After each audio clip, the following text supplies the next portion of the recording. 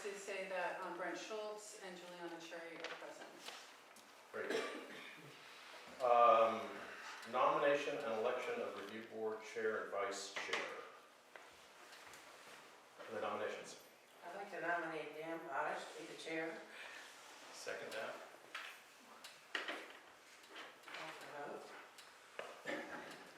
Call Call for for vote. vote. Oh, call for a vote, I'm sorry. So vote for Dan Potash to be the chair, and I'm sorry, who to be the co-chair? Okay. Okay. Okay, one at a time. All right, so voting for Dan Potash to be the chair, Paul Kapler, Yes, aye. Board Member Roth, Aye. Board Member Lamb, Aye. Board Member Potash. Aye. Okay, thank you. Nomination for vice chair. I'll nominate Deirdre Glenn to be vice chair. Second that. All right, so vote Board Member Kapler for Deirdre Lamb to be the vice chair. Aye. Board Member Roth, Aye.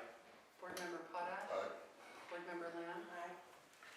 So the slate is that Dan Potash will be the chair and Deirdre Lamb the vice chair. Okay, determination of legal notice. Juliana, was everything done according to? Yes, everything was noticed properly. The item tonight is a continued item, so the notice occurred at the previous meeting. Okay. Approval of minutes, we have none. Then Do we have minutes a are not. prediction of when we're going to have them? I'm being told by my boss they'll be ready for the next meeting. All of them? Or just? My boss is telling me to have the meeting minutes next meeting, so. I guess my question is, are they going to, just the most recent ones? I think it most likely will be just the most recent ones, because at the last meeting, staff explained that the ones from last year we're going to send out to a service to have them done. I see. Okay, correspondence. Have we received any? I don't have any correspondence. We did receive one nomination after the meeting notice was published, but since we did an amended notice, we included that on the agenda. And that was through correspondence that nomination was received. Okay, Part of the question, go ahead.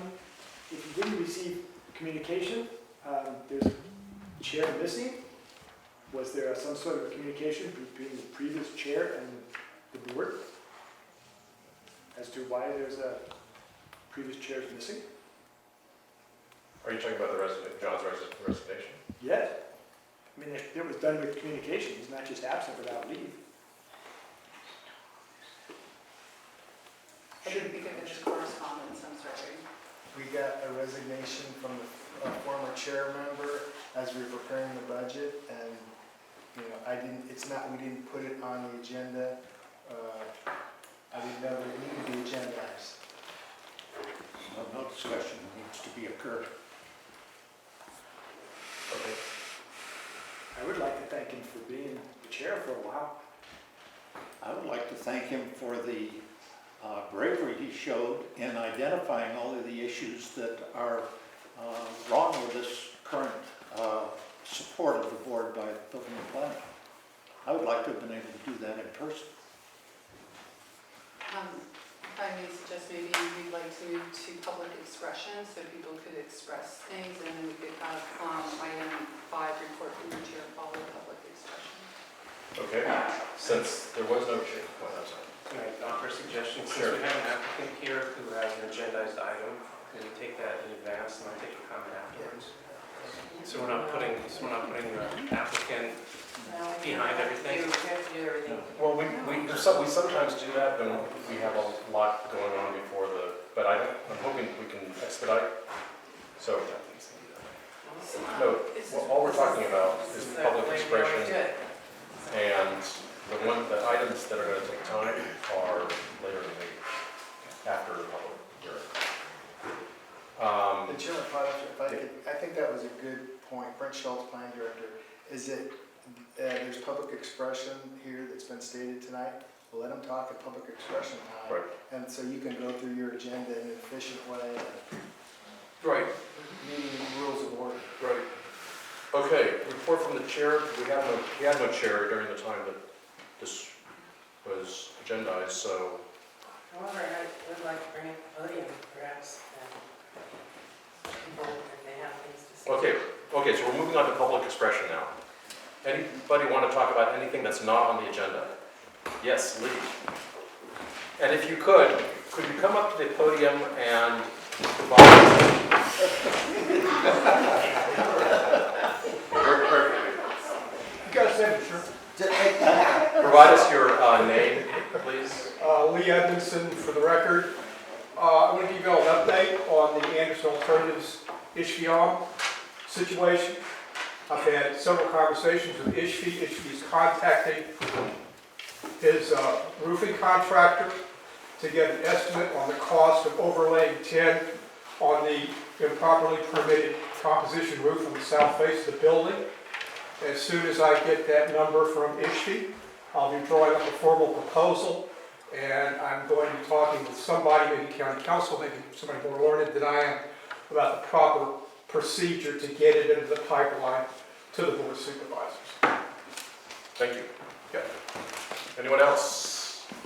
Yes, Harold, thank you.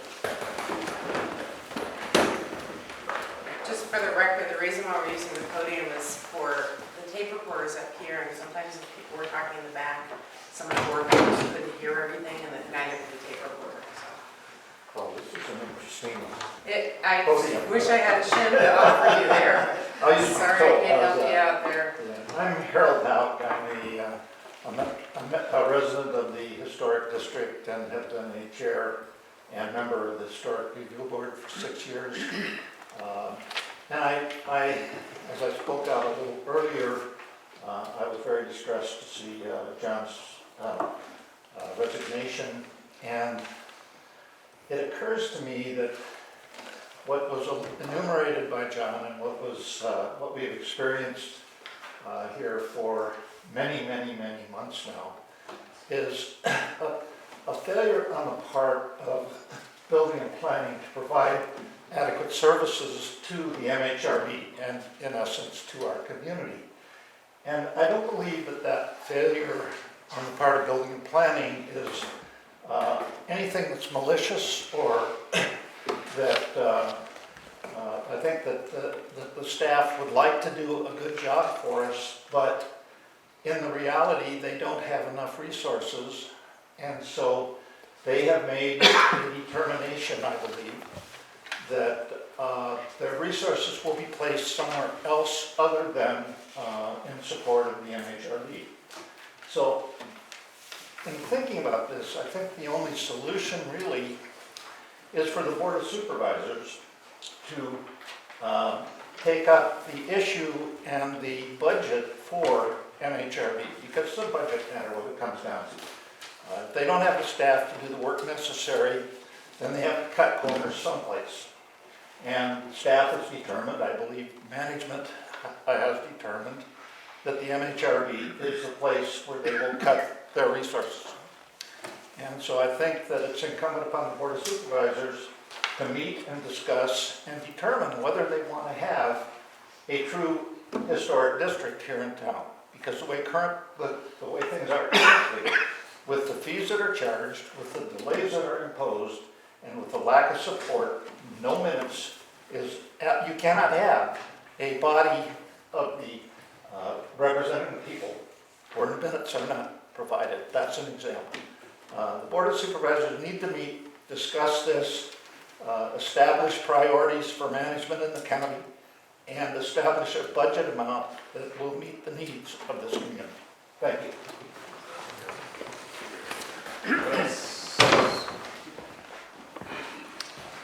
Norman DeVall, former supervisor of 5th District. It's a pleasure to be here.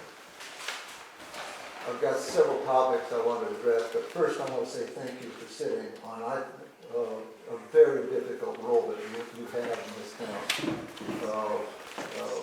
I applaud the Historical Review Board for the efforts that it's made over the decades. And sorry, I'm losing you. Is it coming back? He's going to figure out a shim for you, I think. I think so you don't get hurt. Yeah, he's going to figure out a shim.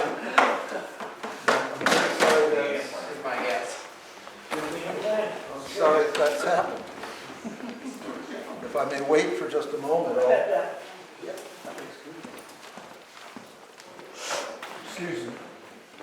I do want to,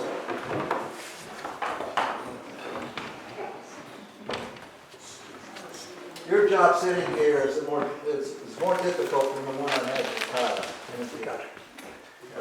You're all at the same level, you meet people every day on the street corner, the post office, and the market, and everybody has an opinion. Thank you for coming back. We have a fee-for-service basis in the budget of the Planning and Building Department. Planning and Building Services Department.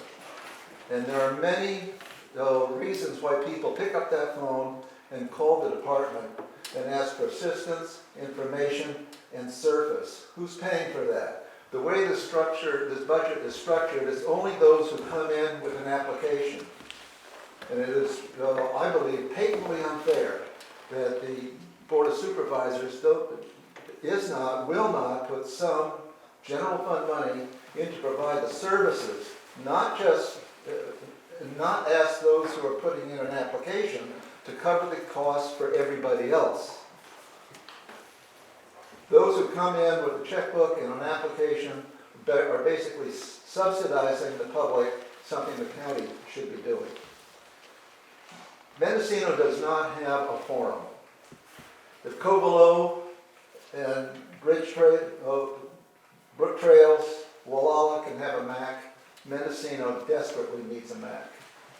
The review board has structure, paint color, trying to keep it, the town looking the way it does, but Mendocino has a character, and how can that be spoken to here? It's not, it doesn't belong on your agenda.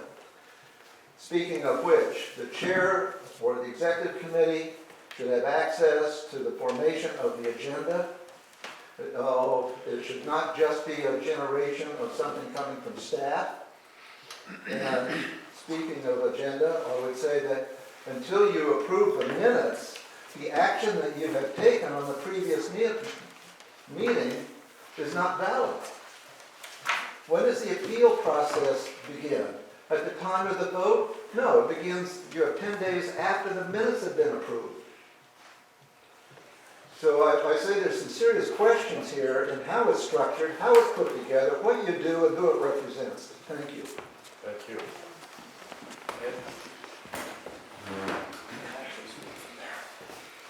My name's Ed O'Brien. I also, I was appointed by Norman in 1979, filled this seat.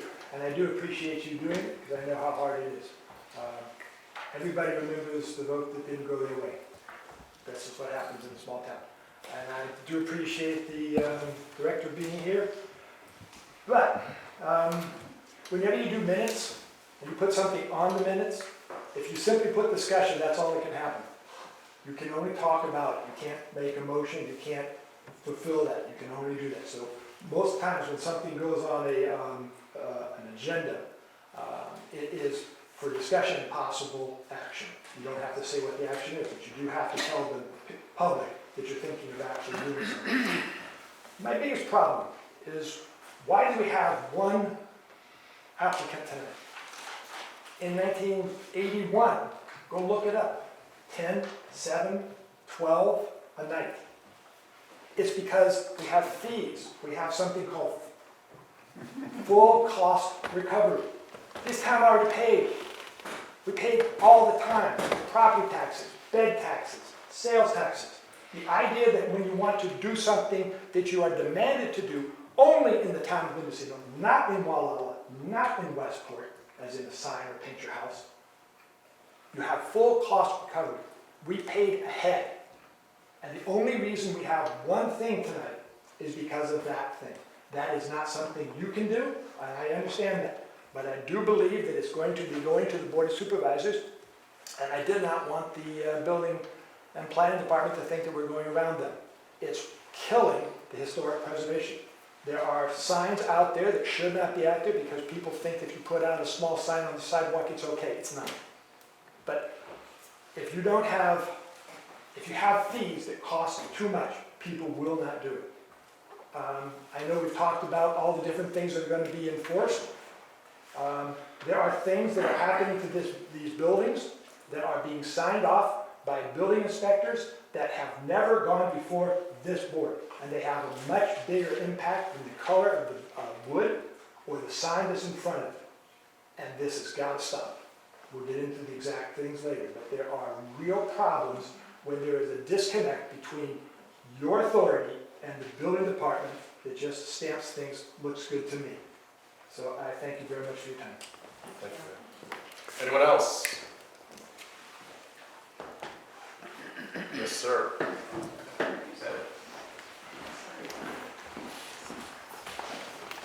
Good evening, my name's Rick Sachs, and one thing that I just don't understand is how the chairman of the board could put together a list of topics that he wanted addressed and then write a resignation letter saying I'm leaving because nobody's paying attention to me. And several of those items are on the agenda tonight to be addressed. Why didn't it happen when he was here? Thank you. Yeah, I presume that some of this is going to be responded to in the director's report, but we'll see. Okay, let's go to the public hearing that was continued from 2 months ago. So in March, the review board considered a request to construct a 2237 square foot, 2-story single-family residence in the Mendocino mixed-use district at 45020 Ukiah Street in Mendocino. The review board at the time had concerns about the shape of the roof and the number of windows that were underneath the shed dormer. I put up drawings showing a revised plan. The orientation of the windows has been changed in response to the review board comments. The applicant provided some photographs of other dormers in town, which I put up on the board. I'd be happy to answer any questions that you might have. The project is pretty much as it was submitted in March with the adjustments based on the comments from the review board. I did notice that the applicant is here this evening. If you'd like to hear from them, I'm sure they'd be happy to present additional information. Could you or the applicant describe in some detail the changes that were made from 2 months ago? So on the second floor, underneath the shed dormer were 3 windows, and below were 2 windows that were not aligned. Now they're proposing 3 windows that are aligned on the first and second floor. And I believe that these windows also better reflect the windows on this side, but this is really the side that this labeled side elevation. There you are. It's really just this side elevation. Yeah. Okay. Yeah, I believe also one of the stairwell windows was slightly shifted. Does the applicant have any? Just a few, because I think the drawings speak for themselves, just minor modifications or some modifications, I think reflecting the conversation we had back in March.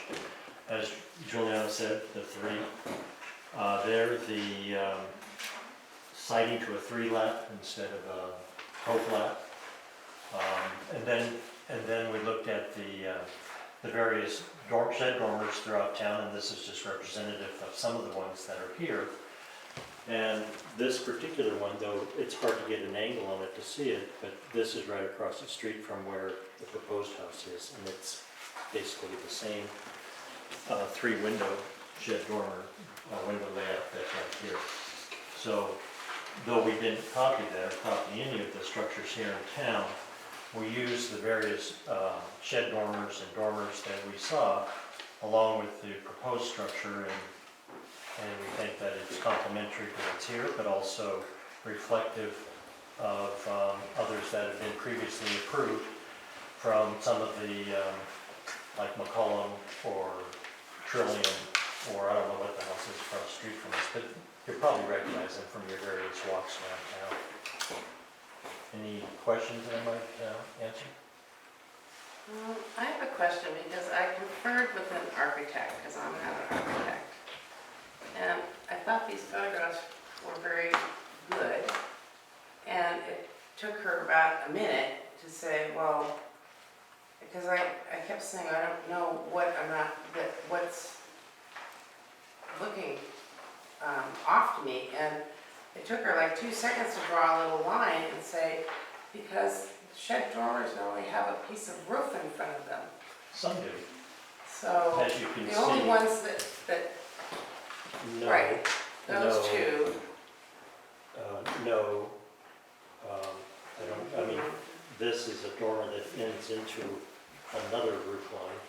So I think with architects or design people, I mean, my impression is that you're going to come up with probably an opinion for each one. Now, the previous approved drawings, which I have a copy of, had 5 shed dormer windows with no roof beneath. So that one was the one that was approved last year, I think. So, there's an opinion of your, consulted architect, but we've come up with a different drawing. I have one question. Sure. I listened to, because I wasn't here, I listened to the recording of the hearing, and maybe other members of the board can help me here, but I don't remember any mention, and it could have been because I fell asleep, but I don't remember any mention of asking for another window downstairs. I don't remember that either, I was here. It was just noted that it had come up in comment that there was 2 versus, let's see, which was my east elevation. I think this is the east elevation. There was 2 down here versus 3. There was, yeah. It's just an add-on, and including, for that matter, there was more detail that was put around the windows. A broader, I don't know what this board piece, this trim piece is called, but a little bit broader to add a little more detail there along with the siding. Okay. Any other questions to the applicants? Public comments. Anybody have anything to ask or comment on? Okay. We'll wait and see what she's putting up. So I'm putting up the drawings that went to the meeting in March. I just don't remember You anyone can see there's saying, 2. because the 2 and the 3 at least looks kind of, Right, so not like the a wall comment really window. was the design here seemed not something that you would support. So what they've done is changed the design, the orientation of the windows. These 2 are close together. So they put 3 windows in a similar arrangement. So they're reflecting the pattern from the first floor to the second floor. And there really doesn't appear to be substantial changes on this elevation. But I am noting that there's greater detail around the windows. There's a stronger hood and window sill compared to this drawing. Lee, Podium, right? please. I wasn't at the previous meeting, but now that Juliana has put up, I would object to that array.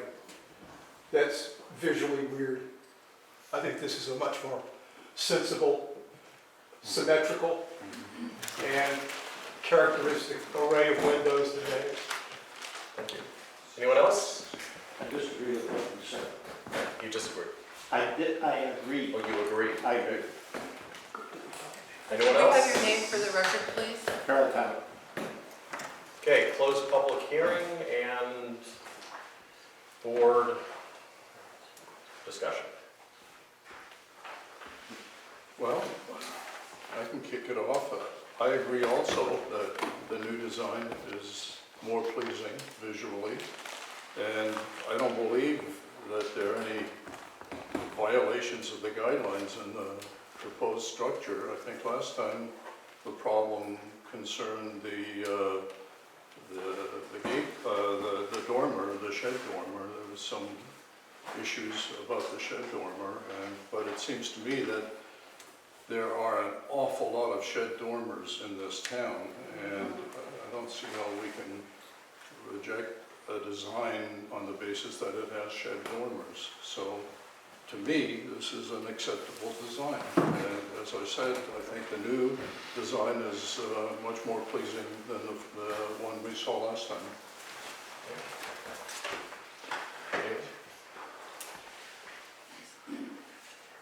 I also brought this design in front of someone whose taste I respect, and their comment was that it was to the original, to the March presented design, was lack of detail, very kind of vanilla. So I appreciate the fact that the applicant did listen to that. I think the third window below, there was no direct mention of that, but I remember Board Member Lamb was not in agreement with the design, but I like the details on this one. I think it adds to it. I agree, I don't think it acts against any of the design guidelines, and I think the applicant clearly brought up that it adheres to the various design guidelines, and it may not be in everyone's assembly the way that everyone would want it. To me, when I look at that, it's fairly nondescript. It's not offensive in my opinion.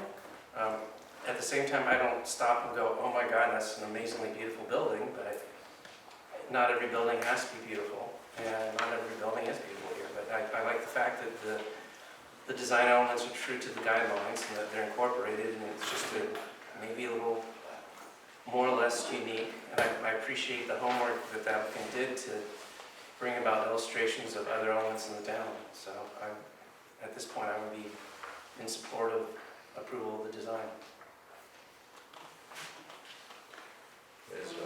I think it's an improvement in what it was before. And I appreciate all the photographs, because I didn't realize there were so many that didn't have any roof line. These are new, these weren't in our packet, a couple of these ones. So I feel like it fits with that one. Okay. That being the case, do we have a motion?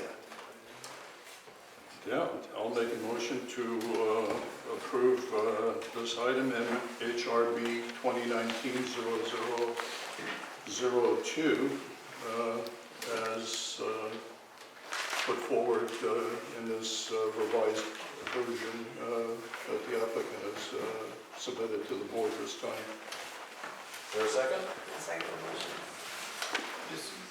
Just as per the motion, the last time this came around, part of the motion was to revoke or remove approval of the prior application. It's one of the conditions in that staff is recommending, condition number 7. So the question staff, do we need to make anything from the motion It's regarding that, or is it just It's approval of the included in motion? the recommended conditions. Yeah. Is the motion including adopting the conditions as recommended? Where was that? It's on staff report pages 3 and 4. So here. Right, so we also have to, I think as presented by the staff.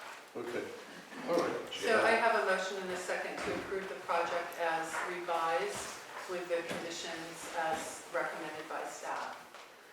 Board Member Roth, Aye. Board Member Potash, Aye. Board Member Lamb, Aye. Board Member Kapler. All right. So the motion passes 4-0. The project has a 10-day appeal period, and the decision can be appealed to the Board of Supervisors. On the 11th day, we can issue the permit with no appeal clause. Okay, moving on. Okay. Thank you. Beth, thank you. Matters from the board. Vote for the Historic Preservation Award, the illustrious. So, if I may, we've received 3 nominations. At the last meeting, I distributed the nomination from Lauren Rex with State Parks nominating the Sheriff's Substation. And then at the meeting, we received a verbal nomination from a member of the public, Ed O'Brien, nominating the street lamps and PG&E. And then Deirdre Lamb, one of the board members, submitted nomination of the house at 10560 Kelly Street, and I believe I included her nomination with the packet. So there are 3 projects that are nominated for you to discuss. And if you would like, we could schedule presenting the award at the June meeting, or if you choose another meeting, that's fine too. Okay. One thing, yeah. I didn't receive anything on the 1065. Okay. All right, I can give you mine.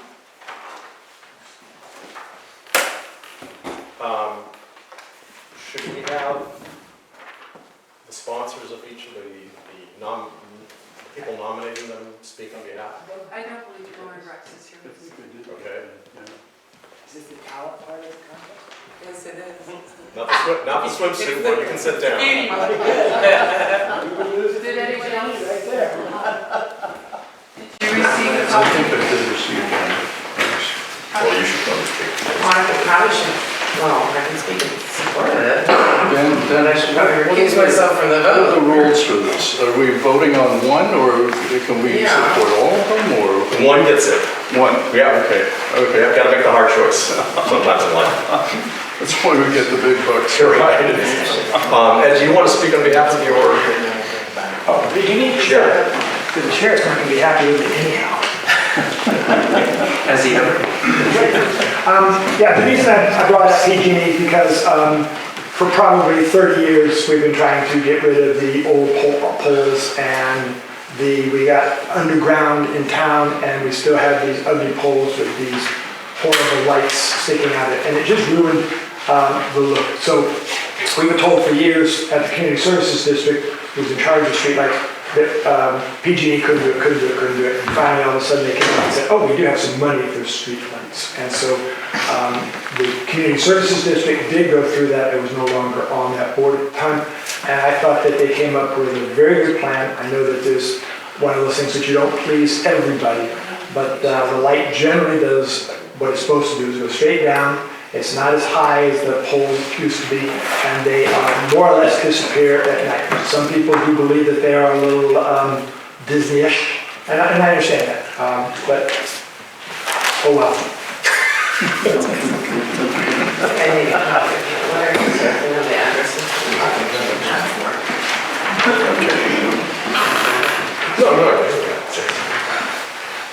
Okay, well, I'm gonna speak on behalf of the house that I nominated, which is at 10560 Kelly Street, which is the last street on the western part of Mendocino.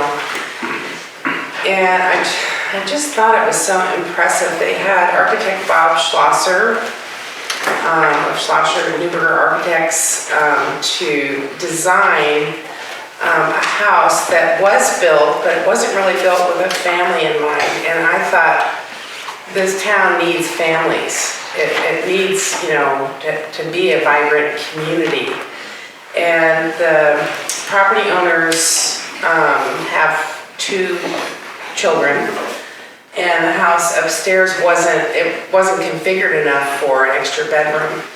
And I just could not believe how impressive it was. They took off the entire roof and added a whole back part of the house and put it back together, and it looks coherent. It looks like a really, really nice house. The work was done by Wind and Sea Construction, which was Wind Spirit owned, and I thought he did an amazing job. At one point, it came before the board that they were going to remove the chimney because they didn't need the chimney. They were going to have propane heat. And one of the neighbors, Erin Dirtner, spoke up about it. She says, I feel like chimneys are a feature of the house that is part of the design of a house. And so they built a mock chimney on the house, and it just, when you go by, you don't see that it's any kind of different house. It fits right in, and I thought that they went over and above on the house. So that's what I nominated. Okay. How does staff recommend that we choose among the three? Would you like staff to say something on the third application? I think so, that would be good, yeah. Sure. Rex is not here. That would be nice, thank you. So Lauren Rex wrote a really lovely nomination, and it was distributed to the board members at the March meeting. And he had mentioned how this is the carriage house associated with the Ford House. And this building had really been relegated to be a storage building, and also it was in the dirt, right? The floor was in the dirt, and the building just had been neglected. And he wrote about how with the sheriff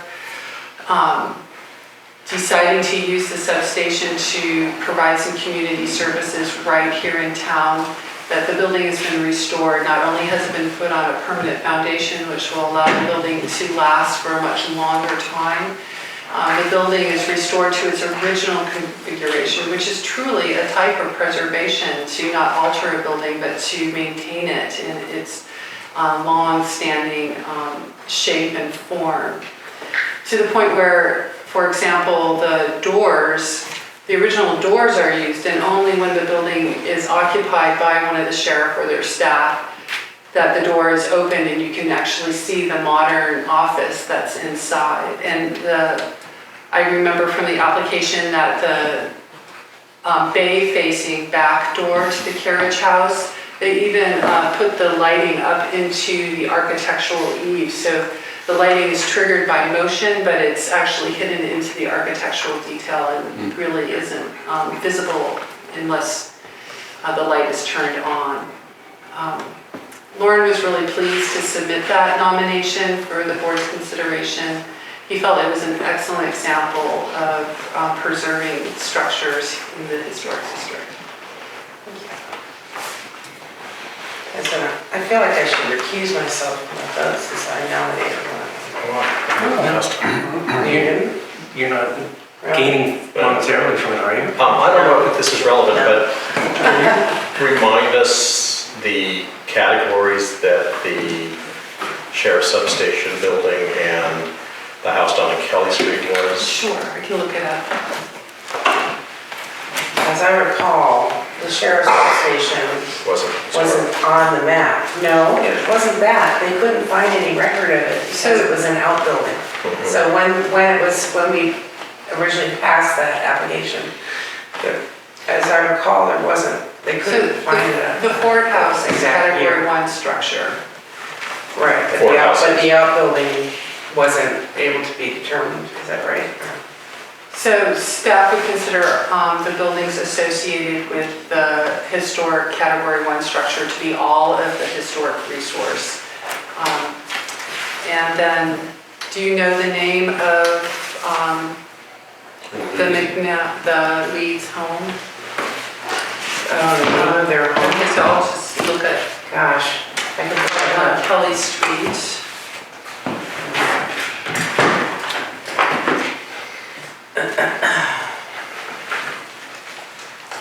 Okay, so you put the address on here, right? 10560. Yeah, 10560. All right. So,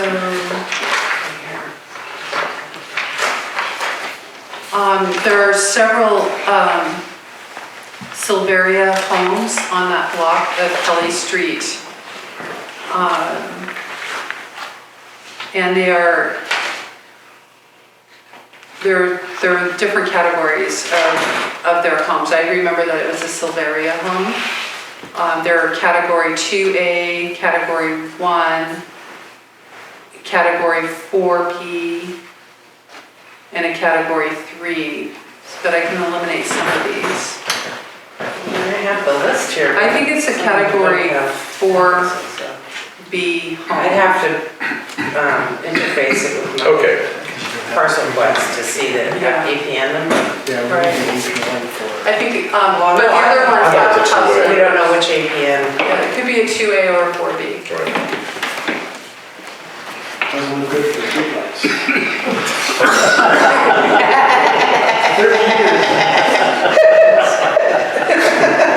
Thanks.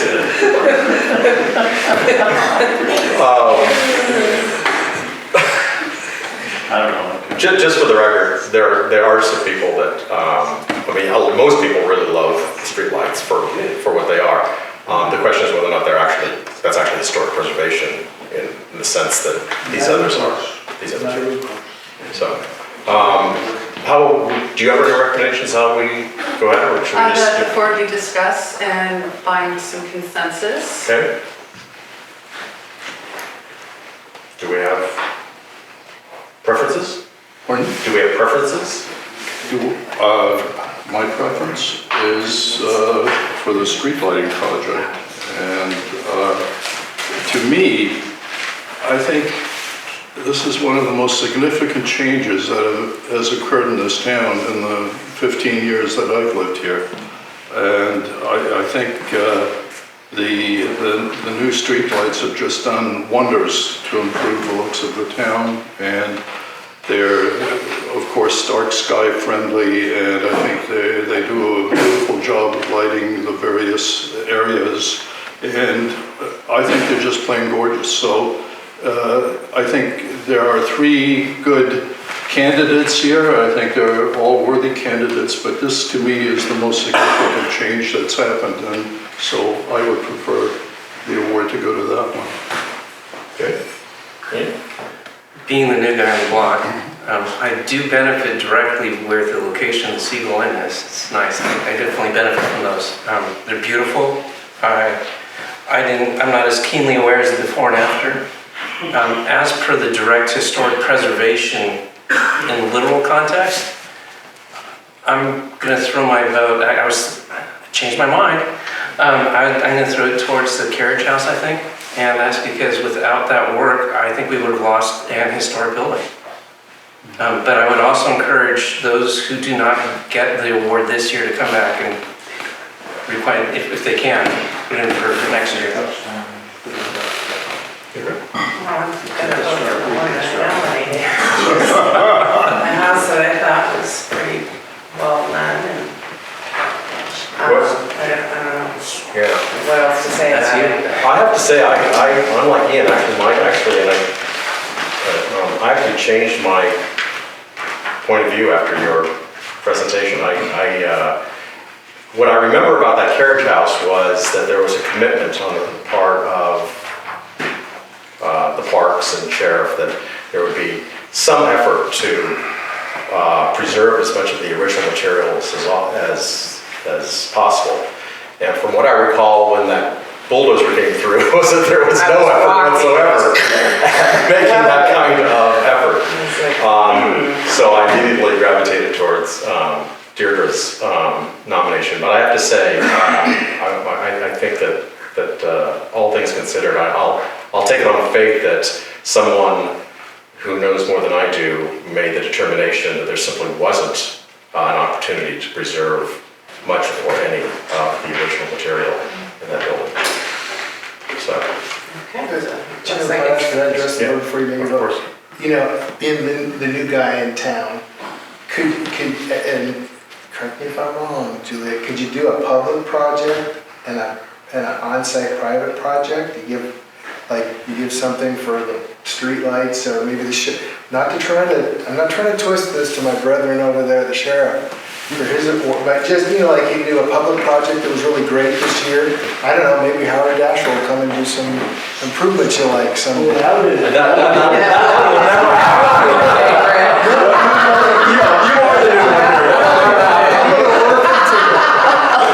gonna work to get you some improvements. Sure. Good luck on that. Good luck on that one, but I don't know, maybe as over the years, as maybe hopefully some money flows and you get some public improvements you want someday, or a park, Yeah, that would be nice. right? Or, maybe you want to give a public award for right-of-way stuff, or a public facility you really liked, and then maybe a residence or commercial structure or a resident, I don't know. Some historic districts have a commercial property, a residential property, and public improvements. I've seen it in historic preservation boards that have 3 or That 4. sounds like a good compromise. If you want to get Ed, You made up this, I'm sorry, your name for the. my name's Ed Wright. You made up this thing, it's a good thing. There's nothing that says you have to do it for 1, for 2, or for 3. I think you're clear to say that these projects met the criteria that this review board works to strive, and you can acknowledge all of their works at the same time. I don't think it's a bad thing. Okay, what does the rest of the board think about having a public and private, two separate awards? Is the sheriff's considered both? Yeah. You could do three, you could do, as we said, public, private, and right of way. Covers everything. Frankly, Everybody gets an A. We're all above average. giving awards people for good work. Yeah. I don't have a problem expanding. I wouldn't have a problem giving all three of them awards. Well, I do like the idea of the public and private idea. I don't know whether we need 3 awards, but yes, Mr. Edmondson. For the record, Lee Edmondson, I don't think that you're precluded. I don't think you're required to give out a single award to a single entity. I've never, of course, I'm not sure that policy has ever been written down, but I vaguely remember in the past there were multiple recipients, but I don't see anything that would preclude that. I think it's up to your discretion. Your good discretion. So what do we think about having one public and one private award, at least this year? Support that idea? I think encourages good design and preservation of the historic reason why we're here. Okay. Yeah, that's fine. So there's only one private nomination, so I guess they get the private award. Okay. So the public board members can vote between the streetlights and the sheriff's substation. Call for a vote. All right, so when you vote, I guess say which of the 2 projects you would be voting for. Okay, so, And should we affirm our support of the private as well? okay, let's vote on the private first. All right, so nominated for an award of private residential preservation within the district, nominated is 10560 Kelly Street. Board Member Kapler, what is your vote? Aye. Board Member Roth? Aye. Board Member Potash? Aye. Board Member Lamb? Aye. So that passes 4-0. May I just make a comment before we make a vote on the public? just to remind board members, we have already publicly and directly and personally thanked PG&E for how well they handled everything. So in terms of acknowledging their good work, this board has already done that. That's my first point. The second point, I'll just reiterate, there are people who agree that the streetlights are one of the best things that have happened in terms of public works in this town in a long time. But that's not the same as whether or not it's historic preservation, and that's what this award is for. So, just wanted to make that comment before. I guess you don't have my neighbors, huh? Okay, so again, when you vote, you'll either state that you're voting for the streetlights or you're voting for the Ford Carriage House. Okay. Board Member Kapler. Street lighting. Board Member Roth. Ford Carriage House. Board Member Potash. Ford Carriage House. Board Member Lamb. Or carriage house. Okay, so there were 3 votes for the carriage house and 1 for street lamps. So the carriage house passes. Thank you. Okay, now let's get to the good ones. Thank you very much. Thank you. Thank you.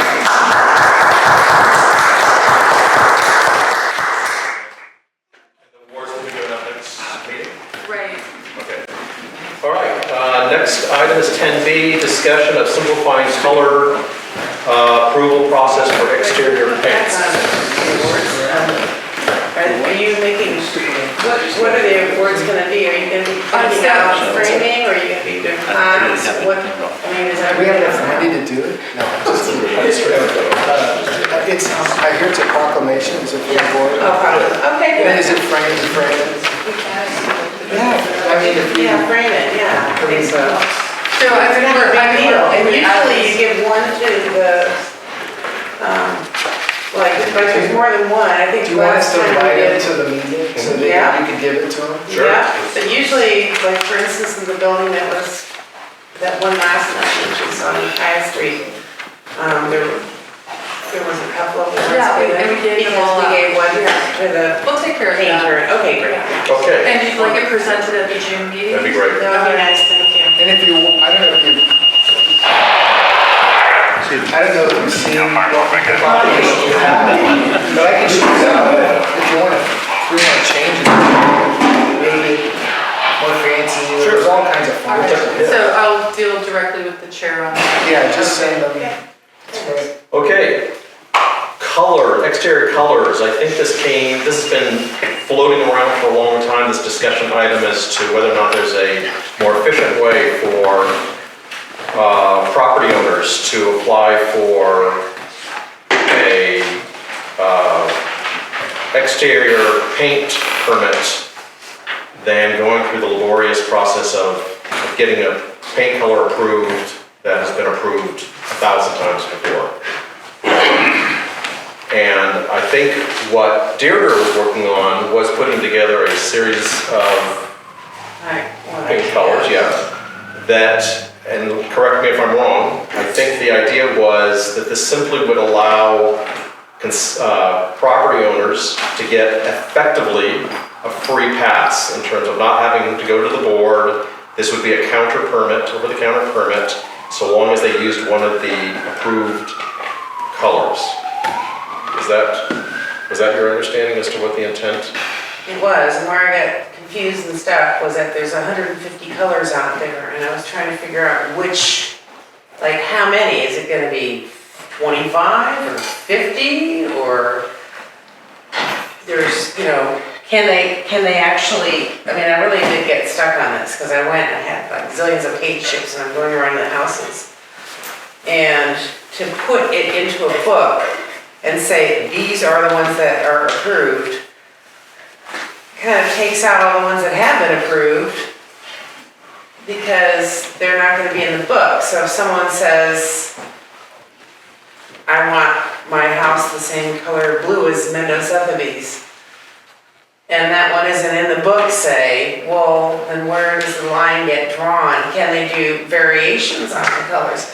Now, if they could, that would be simpler, because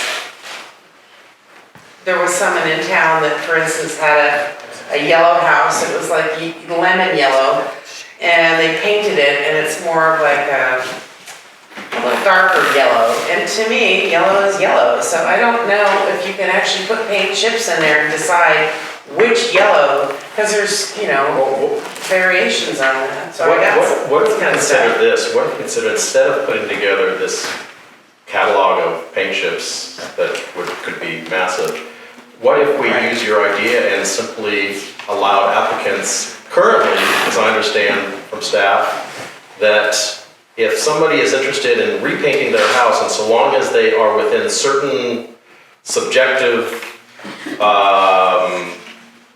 it is close to the original color, then staff will issue a permit anyway without going through the board. And I wonder if we can use that, broaden that same principle and allow people to come forward with an existing paint color here in town.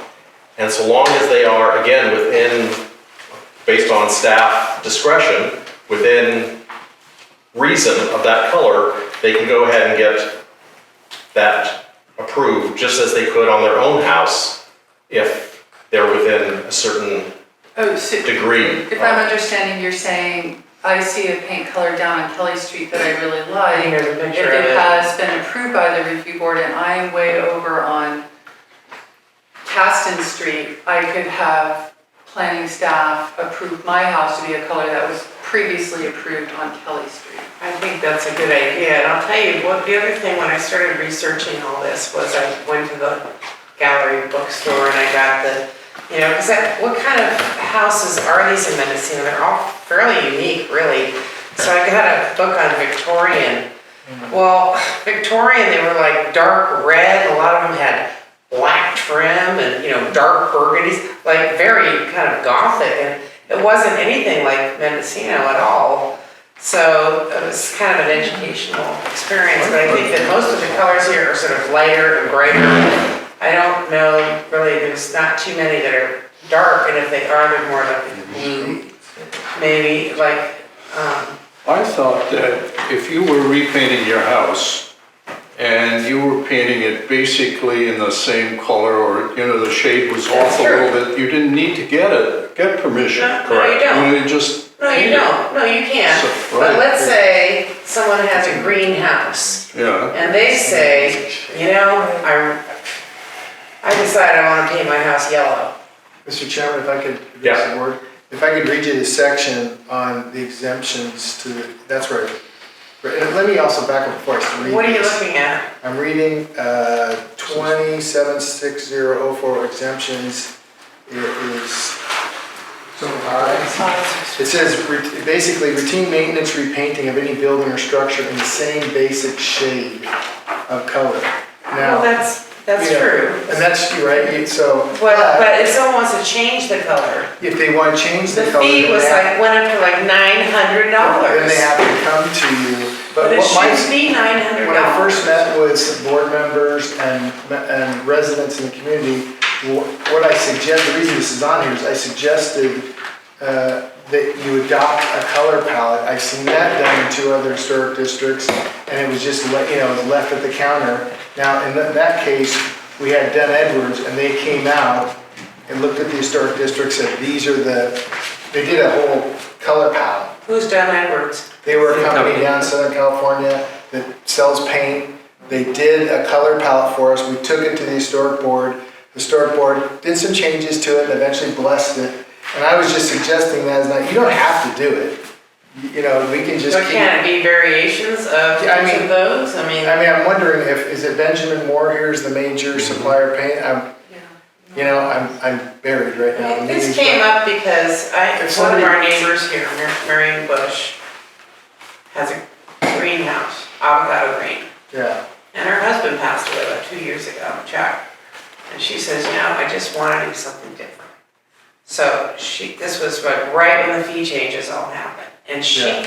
came in and she was really angry. She's like, I can't believe the fee without paint, yeah. without a painter, without a ladder, without a brush, is $900 to bring the application in front of MHRB to change the color of my house from green to yellow. It's not, it just doesn't seem fair. 'Cause- And if I can get back to my idea is, let me see if you can't do it, or there's nobody in the community that can do this, I'll call Benjamin Moore myself. I just painted my historic house in Ukiah. And maybe I'll see if I can, maybe by the planning and building service director calling, he'll give us a little help. But sometimes they have people who will come out and I know they know the town of Mendocino. I imagine they would love to have their name at the bottom of a color palette that you approved. And, you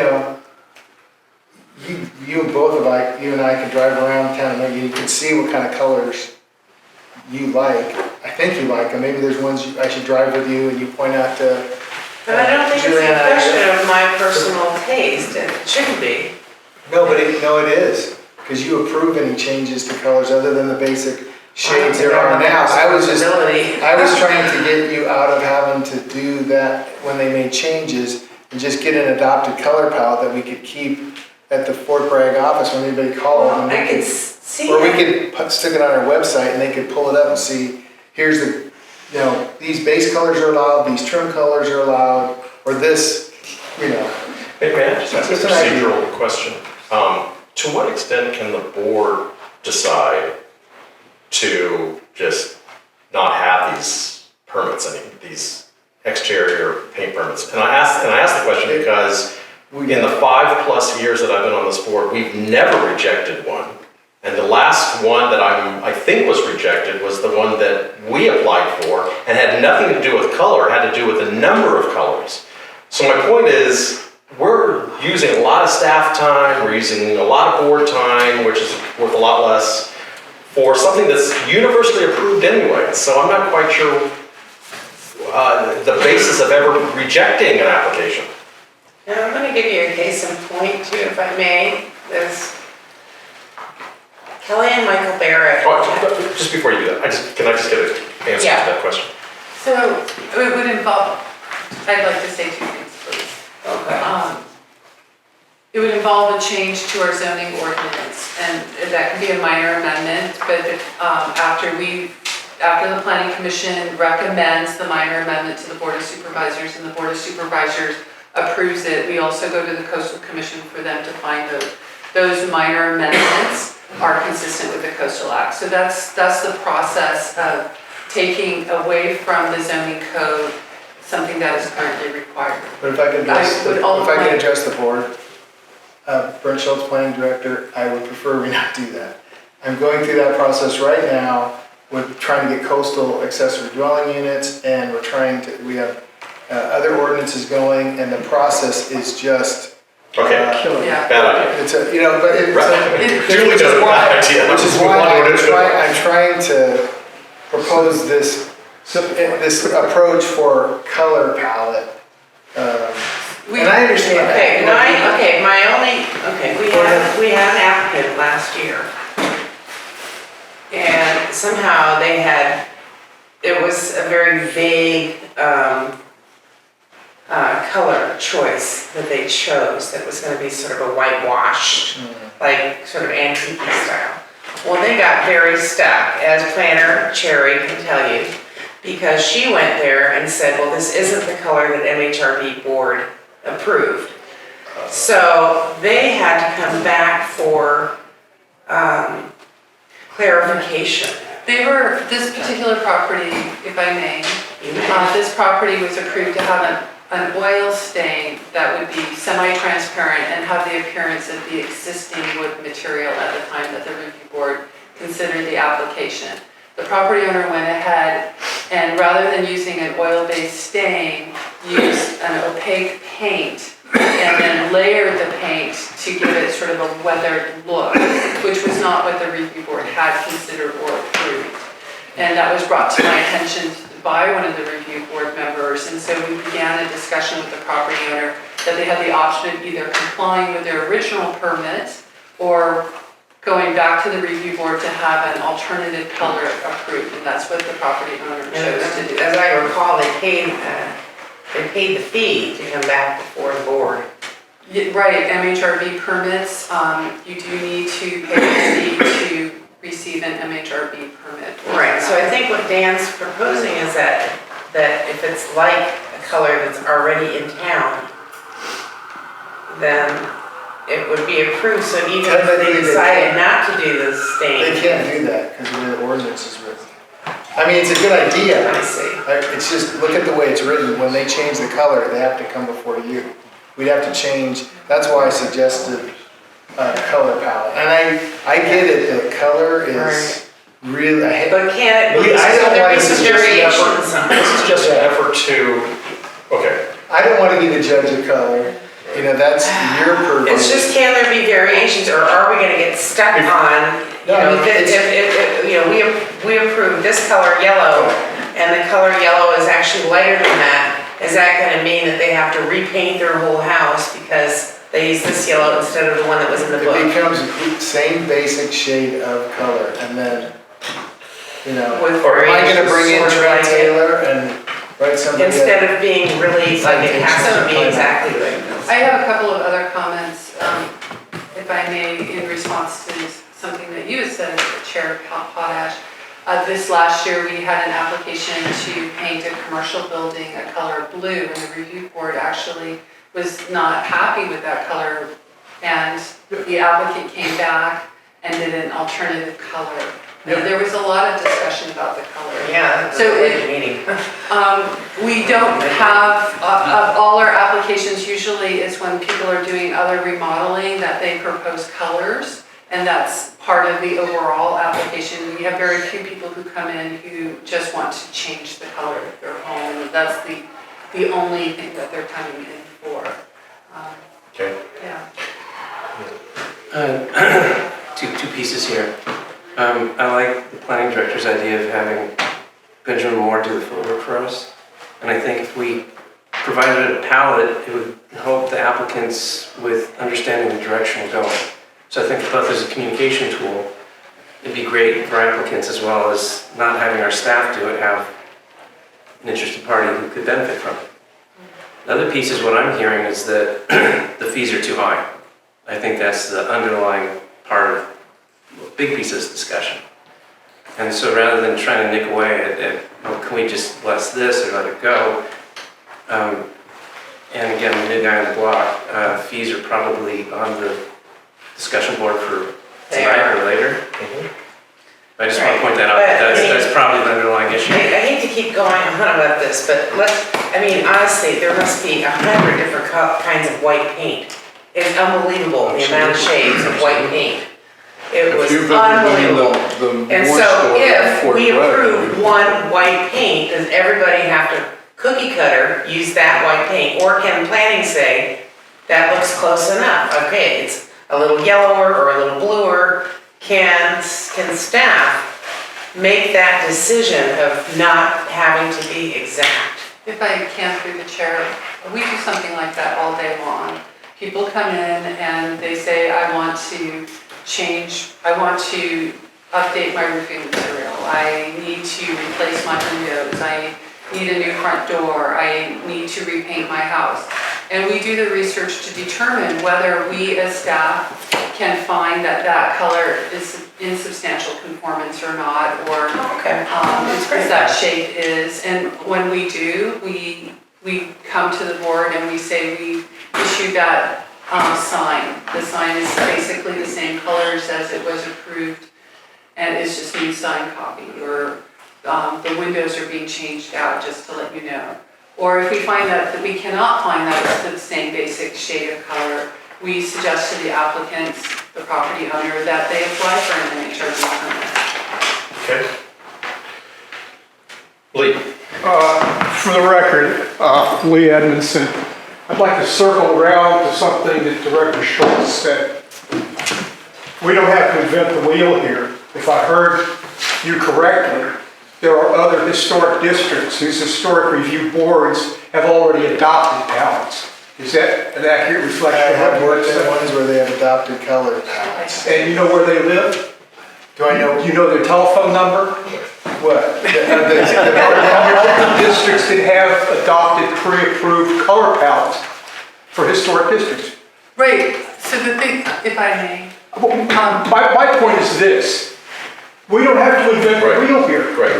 If there are templates out there in the existing world of historic preservation that already exist, all we have to do is call them up, send us a copy of your palette, and that'll give you something tangible. Except for that their palette might be a different And that, you palette. won't know that, we're all speculating here Well, that makes until, that's why we have templates. You Okay. don't have to reinvent the wheel on it. Secondly, you not only want to deal with the color house, but also trim. Right. So there's that thing, but Okay. you know, if you don't have the roadmap. Right. Okay, can I just make a suggestion just to to expedite this? Sure. I will commit personally to provide one or more major paint companies' ideas of historic colors at our next meeting for consideration of both main color and trim, so that we do have something to consider. Are there other comments that we? Sure. Oh, I'm sorry. Good step. I think this idea of palettes and the delegation of the authority to make decisions to building and planning is a mistake on the part of the MHRB. The MHRB guidelines and your ordinance require that you make the decisions. The problem is not the fact that you folks have to make decisions. The problem is the fact that the applicant has to pay $900 to get the issue. The issue is not the color, not you're making decisions, and what you're trying to do by saying delegating it to building and planning is cover over that mistake, the mistake in the fees. And so I would encourage you to address the root cause of the problem, not to try and delegate your authority to building and planning. Harold Howard for the record. Ed O'Brien, I do have a problem with over the counter because there's no minutes. So therefore, when there's something reported back to you that it was approved over the counter, the public will not know about it. So I think that's a problem. I kind of agree with Harold, but I think that shades of colors shouldn't be that much. The big problem is even though you did not turn down a color, you modified it by the fact that you existed and you questioned it and the public said, wow, that's really blue. You came up with a great color. So the value is that because of a meeting, they reconsidered and came out with a very good one. So the fact that you didn't have to vote no. And the only other one is the fees. It's all about the fees on painting.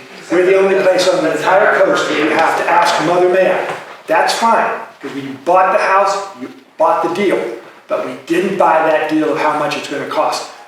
And the idea that someone misunderstood and had to do it twice, it's just a crime. It's a crime. So, but that's more fees, but it does connect directly to paint. Right. Bruce Sachs, as far as color goes, you can say this is the color of the house, but most of the houses have 3 different colors on them. So there's a combination that gets looked at. And what would make a lot more sense to me is if somebody wanted to change the colors, isn't there a way that they can come before the board and say, here's what I want to do, and not have to go through the big staff report and just keep it simple? It doesn't cost a bunch of staff time to write it up. They come before you and say, this is what I want to do, and part of what I think the board would be responsible to do is to consider the colors that surround that house, because there has to be harmony in the whole environment. It's not just that one building. Thank you. Okay, anyone else? Yes, sir. Bill Inhofe. I have 5 bungalows down in the commercial district. I try to keep them the same paint. It's like maintaining 5 boats in harbor. So there's painting goes on all the time. It's much more economic to paint the same colors. And if it's not your home and you're looking at it from a maintenance point of view more than this, and it's compatible with the neighbors and the setting, it's okay. I think most people want to save money when they're painting their home. I can understand the example you gave where someone wants to make a change. That's why I think you don't have general problems. I think when people make it, as I had in the past, made an application to the historic review for a number of changes on 5 buildings at one time, including painting, that I submitted colors and they looked at it, and it was counseled at the planning department that you're dealing with a contextual thing of being in the district. Go around and find cases and examples that will support what you want to do. And that's the best way to get approval and not to end up taking up everybody's time and spending a lot of money on it and coming back. And I think tones and shades, as you're taking shades, is kind of a general thing, but it's easy when someone starts pushing something that's a pass down and becomes day-glow pink, you know, that they've gone beyond the term shade. Yeah. So I think most people are reasonable about these things. And I think it would be like the other 2 gentlemen said, to keep it in the context of the historic review board. I only can remember one time Voodoo Pink, when it had a gallery over on Lansing Street, came in and had Day-Glow Pink on their sign. That's the only application I ever saw here that was refused. Okay. So I think it can be handled here and not $900 involving one staff time.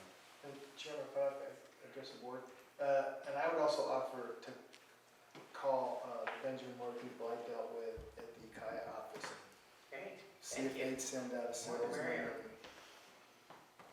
Try to go, I'm planning to go director, just spend a lot of money with the Any other, yes? Yeah, my name is Mary Ann McGee.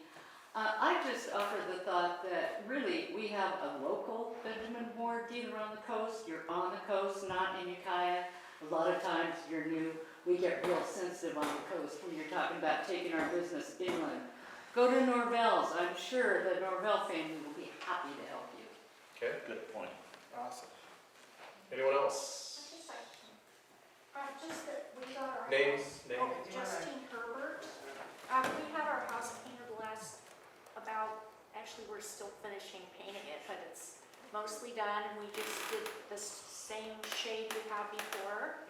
And I guess I just want to say Benjamin Moore paint is the most expensive paint that's out there.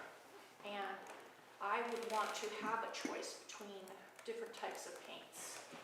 We're just talking about colors now. I mean, they can match a different kind of paint to Benjamin Moore color, easy enough. This gentleman's talking about Benjamin Moore palette, and Benjamin Moore is an expensive paint, so that would be another hurdle to jump for people to consider a more expensive paint.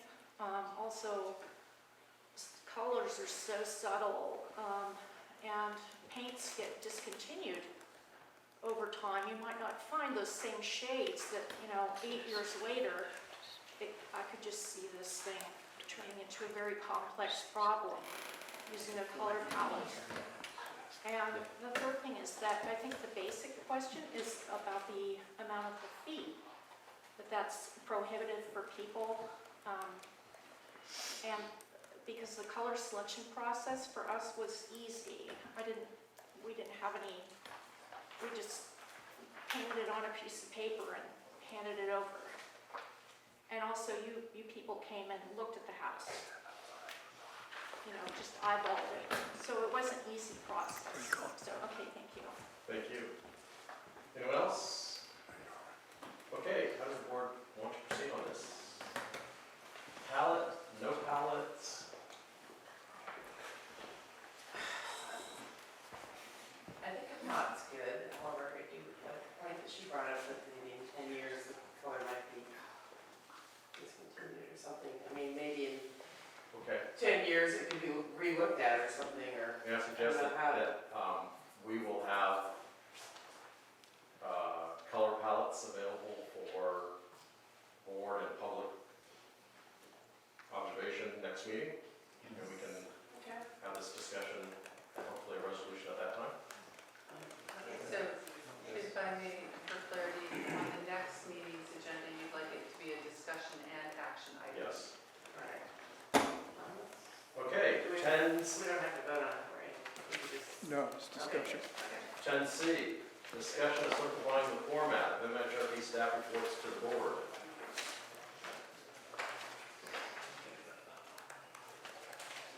I think, Should I yes. address the board on that? Absolutely. I'd like to suggest something as a way to move through this one quickly, is if you take a staff report where you feel that it was just way too much information and you didn't need it to make a decision, and give it to me, you can cross out the sections, and then you can email it to me, or scan an email, or I'm at the coast 3 to 4 times a month for different meetings. I do run here and run back because I'm in back-to-back meetings, but I'll pick it up, or you can email it to me. I need to sit down and look at it with Julia and our county council to make sure you're not taking out something I'm legally required to do. I don't want to have you approve something and I didn't put something in the staff report and we get challenged. So I just want to look at that real quickly. But if there's stuff in there, like I know I had one comment from somebody last meeting, there was some historic context information in there about who lived in a structure, and somebody told me they didn't want it. So, but maybe, I don't know, a couple of you could take a staff report, or if you want to work with people in the community and X out what you don't want, I will. Actually, that was one of my suggestions when I first met with the board, and actually somebody brought it up, I'm like, yeah, let's do it, because less time, means maybe I can lower fees later when I start seeing in our tracking system, we're not spending as much time preparing staff reports. And we are tracking, everything. We are not in a money-making business in government. It's just to collect the time it takes us to get something done and what our weighted rate is. Our weighted rate for planning and building is $90 an hour when you take the whole department. All right, well, I think you and I discussed it on the phone with Julie Hacker, so for the record. And at this point, my feeling is if a sign has been approved on a building, we don't need a packet this big with handwritten letters from the Kelly House Museum from 1893 that you, about it, because it's already had approval, so we don't need, all we're looking at is the sign, so how much time should that take? It shouldn't take long. It shouldn't have to take a whole, I think almost every building in this town has already been historically sort of documented.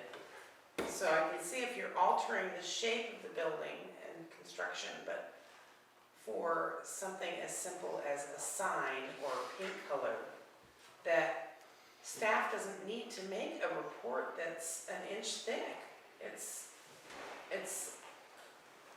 It's not productive use of staff's time, and in order to, what you're saying is that you're passing the fee cost of how long it takes for staff at $90 an hour. So if a building has already had a sign that's been approved and a new business moves in there, then it shouldn't take staff very long to just, take the pictures of the sign and bring it before us and approve it. And how much less can we get the fees down to? Because the fees, we keep hearing the fees again and again. I'll be happy to talk about fees when I get to director. Okay.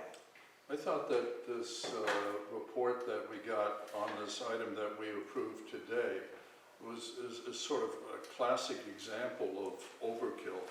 There was just so much information in here about the history of the Red House and the Red House itself, and we're not touching the Red House. This had nothing, the Red House is part of that lot, but I don't think we needed all of that information. And last time I made a point that when I got this package was about twice as thick as this. And there was just a tremendous amount of duplication in here. Now I went through it and just threw the stuff away that was in here twice. So I'm not sure why that's happening, but it's happened time and time again.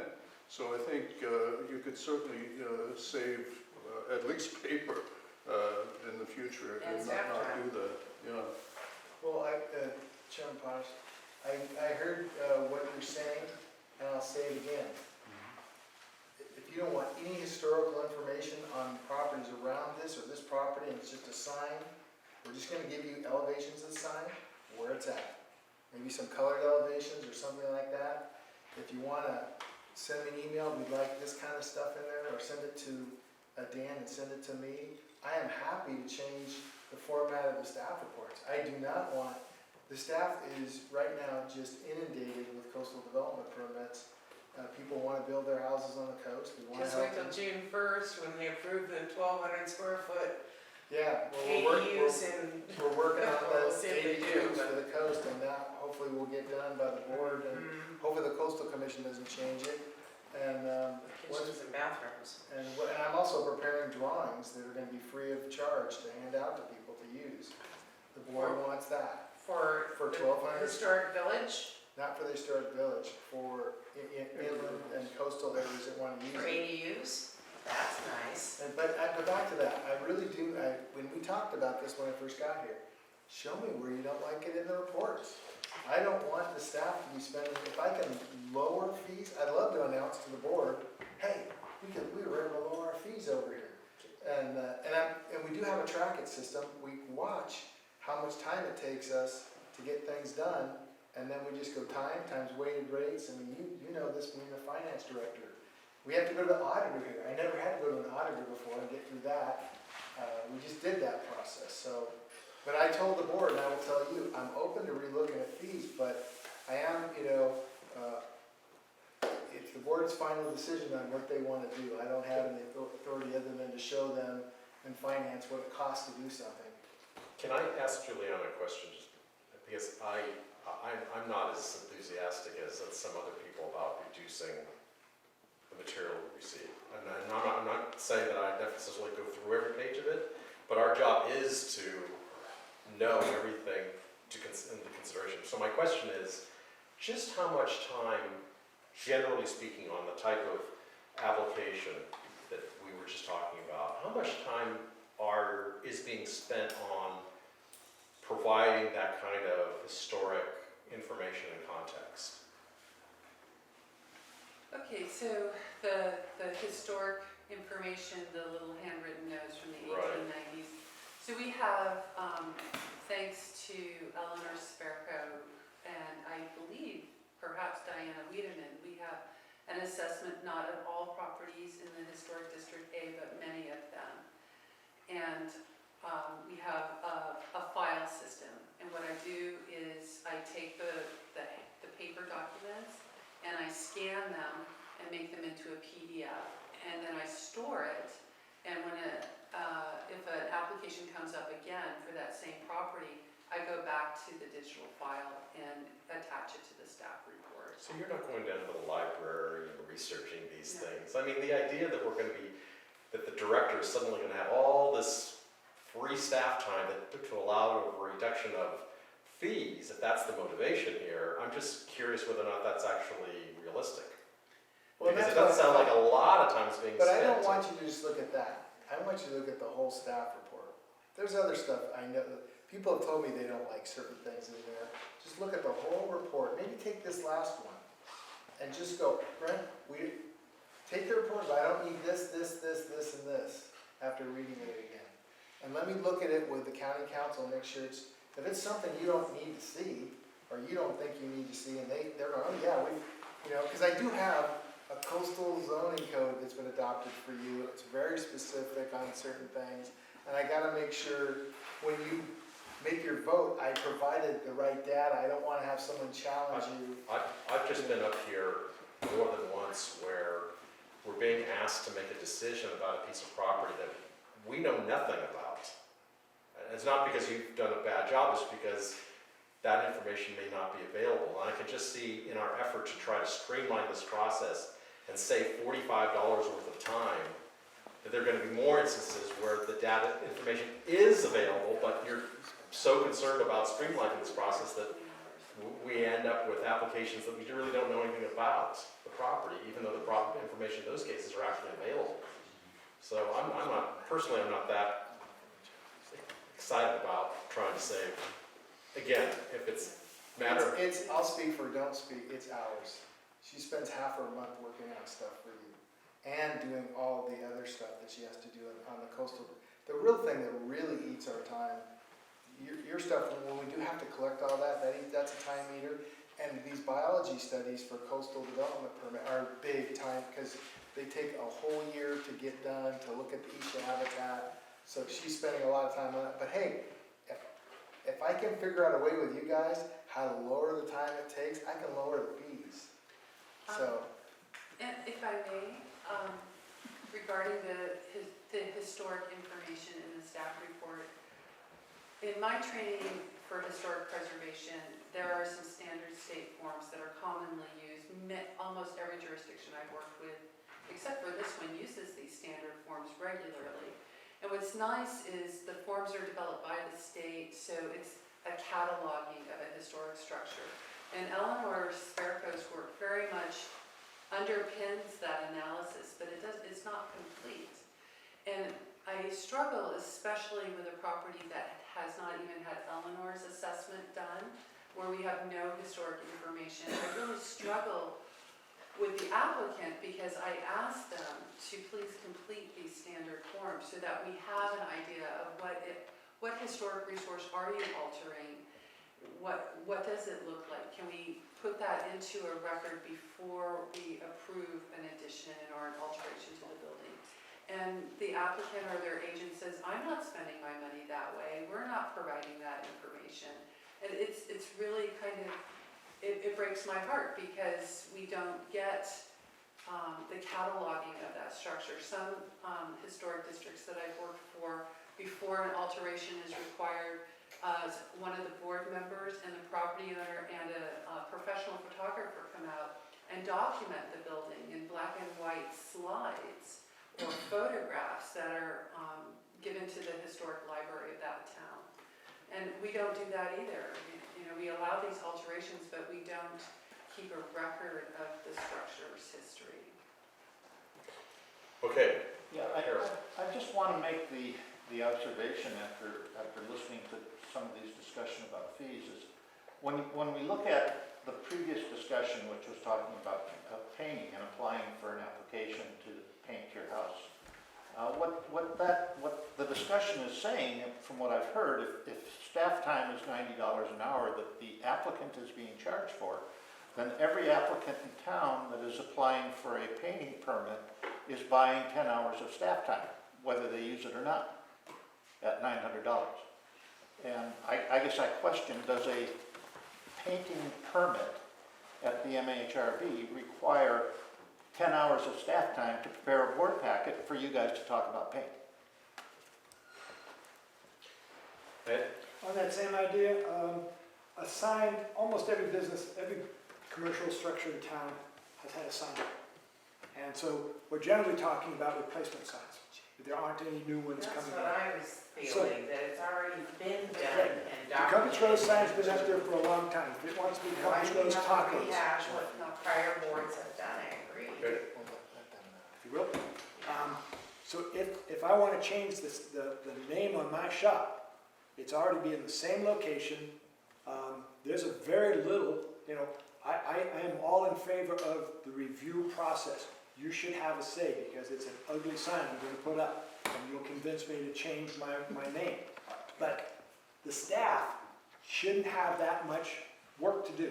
You don't need to go back in history and find out that 1961 there was a big brouhaha about my building being a laundromat. To laundromat or no laundromat. It's not pertinent to that particular thing. What we're talking about is, does that sign detract from the historic structure that it sits upon? That's for you to decide.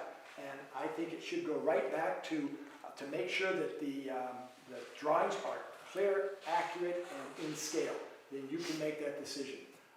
And I have to remember, every time we talk about cost recovery, average businesses in this town are somewhere around $120,000 a year. That's $1,200 to the county every year. So you made a lot of money on my sign, because that was done 37 years ago. So in the long run, these signs pay for themselves. And I think that if you just look at it for how much money you're spending today, that's pound foolish. So we really, again, fees. And I know that's not your thing. I want it on the record so that record can go to the Board of Supervisors. And that's where we will have that discussion. Yeah, that's the only place it's meaningful. But it has to be here first. Norman Naval for the record. Might there be some duplication? Bear and Stebbins were cataloging the town of Mendocino back in the 60s. And that historical research is in Kelly House, building by building by building by building. Is the county recreating what already exists? Is the county using? I have to speak to that because my house was built in 1882 and I went into the Kelly house and there was exactly one piece of paper on it and they're like, no kidding. Everybody missed your house. That's why there's no sign to say the year it was built. It was built in 1882. I got that from the assessor's office, but nobody knows anything about it. So how does the county Didn't then give find out that history? But why is the county responsible for finding that history? Is there a state requirement? Lee Edmondson. I don't mean to interrupt, but I'm interrupting. Is the county required to document any undocumented historic structure? You mentioned something of a state form? No, No? it'd be great if you would volunteer to do it. Take them on. It's a lot of work. I've done I've documentation on historic papers. Public sharing, nice to meet you, Mr. Lee. Look at, I'm even breaking my own rules where I told you. I know. You better slap me. They're your rules. All right. Yeah. Rick Sachs, one of the things that I see happening is somebody rents a store and they're paying for all the historic documentation in that building. Wouldn't it be better to find some way where the property owner could provide that documentation instead of the person that's opening a little shop needing to pay the $900 to do all that documentation? I'd like to speak to that, Mayor. Sure. I'd like to speak to that, Rick, is, at this point, I would say most of the businesses are not owned by the property owners. The property owner has a little line of a signature that they have to sign when the tenant wants to get a sign, and I know, because I went through this. Yeah. If they were given the burden that you have to provide documentation for your building to get this sign through, I don't think that they would do it. They would just say, no, I'm not gonna sign it then. It'd be done once. But maybe they didn't want to do it once even. Okay. I don't know, I just, I can tell you what's happening. Basically, you keep raising fees, people stop, they start looking for loopholes. A loophole with the signage, and Rick can probably tell you about this, the cost of making a sign out of natural materials, custom made, within the 6 square feet on Main Street, smaller on the back of the building, half of that. People can put signs in their windows made out of any materials in any kind of graphic style, as long as it doesn't exceed 42% of the square footage of the fenestration, and they can do whatever they want. And that's what's happening in the district. It doesn't change the architecture, the physical exterior of the building, but it changes the color and the graphic look of the district, because they can do it inside the shop without any restrictions. The same thing goes on with any kind of maintenance. There's probably a lot of maintenance that goes on that reaches to the outside of the building. Trim replacement, water damage, repairs. That goes on, nobody pulls a permit for it. Some of this is just very minor, and it's just really maintenance, and it's trying to blend in with what's there and would pass the bar. But these fees, I'd like to speak to this because it's not us making the fees, and that is no, I what's know really that, upsetting. I'm speaking to the And general. we've written letters to the board of supervisors. You're trying to We got maintain no the historic response, district, so- and I'm telling you, We understand what's happening. We do understand what's happening. Correct. We understand what's happening. We understand why it's happening. Thank you. Mr. Director. Chairman, I just want to correct you, they don't make fees. If the board does No, not I have understand that, any, though. but I want everybody to understand, they have no authority over fees. They can make recommendations. And to we're the board. volunteers, You by can- the way. You can all make recommendations to the board of supervisors when they do their budget or fees, but they don't set fees. All right, are there any other public comments? Okay, may I make a suggestion to the board? Thank you, Grant. From what I gather, there is, I think what I'm hearing through the tea leaves is that there may be an opportunity to save some staff time on some applications, such as paint and signs in particular. Others, such as work on existing structures, maybe new structures, may deserve more staff time, perhaps as much staff time as being put in now. But is there, I'm hearing that there should be a distinction in the kinds of historic reporting that we're receiving and that you're putting time into providing us between different kinds of applications. Is that right? Yes. So would it be Exactly right. worthwhile for some member of the board to go back through prior reports and pull out model staff reports for signs, color, new development, changes to existing structures, on category 1 versus non-historic structures, so that we break down these so that we don't apply one standard kind of historic information across the board. Because I do think there are some applications that, frankly, I think we should be receiving a lot of information on. That's our job, for God's sake. But on the other hand, the paint and the signs and everything, I completely understand and completely agree with what I'm hearing, which is that, you know, these signs have already been approved probably a dozen times over the last 20 years. Is that something that the board would support? And do I have a Yeah, volunteer? well, except for that, yeah, who's gonna volunteer? I don't have the time. That's where I got stuck was, you said a board member. I got stuck right there, that's where I got stuck. I can, if you'd like to do that, we do have all of the staff reports available in the office, someone could come by one afternoon, be happy to work with them. Can I address one more? No. I'll do it. I'd like to address one more thing here, is at this point, it was my understanding about 2 years ago, when we voted for signs to become a consent item, that would reduce staff time, because they wouldn't have to do all the background. It was going to be a consent item. That was, when we voted for that, that's kind of what I thought we were voting for, was, oh, great, well, it's a consent item, and we can take it off the consent calendar and discuss it as a board item, or we can have it as a consent item. And further, I know of at least 3 businesses in town right now, 3 new businesses, that they're just not gonna get a sign. They can't afford the sign. I think if you reduce the fees, you're gonna be making more money. Because these people aren't even applying. You've got Fiddleheads and the shoe shop, and yeah, they're just not gonna have a sign. And I don't think it's fair to the business owners. I don't think it's fair to the public that comes to visit this town, that they're walking by a business, they don't know what it is because there's no sign. It's because I think that you will actually increase your revenue if you make the fees more reasonable. Deidre, if I could comment on your point. Yeah, please. I think it's not fair to the historic district itself, because when we don't have signs, we are losing the historic character of the community.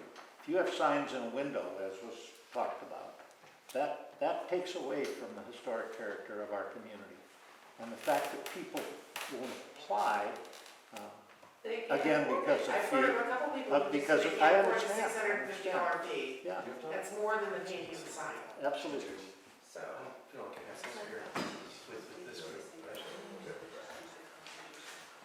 Okay, I'll volunteer to come back.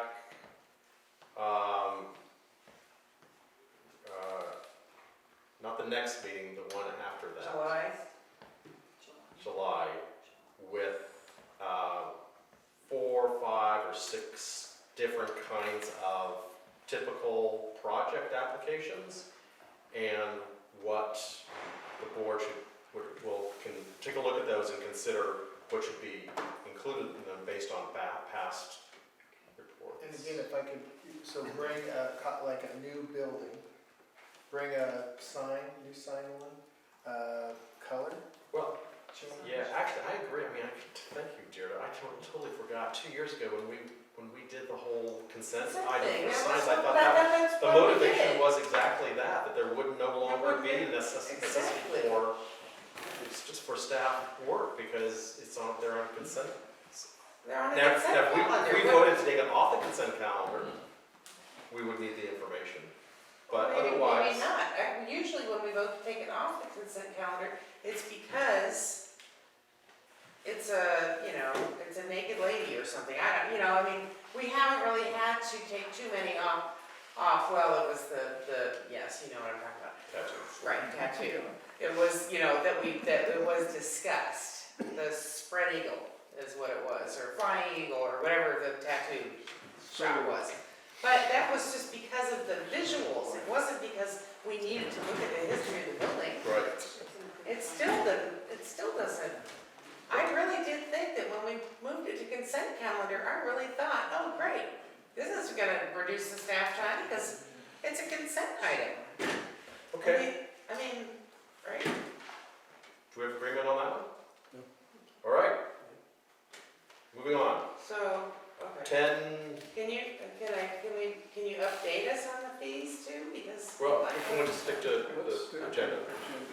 Because I think we are getting to something like that. Why did you get the same? I got pulled this off the web. Oh, no wonder. Okay, public meetings, discussion regarding alternatives to fielding questions from the public. I think that came kind of from staff that I think perhaps this item was suggested so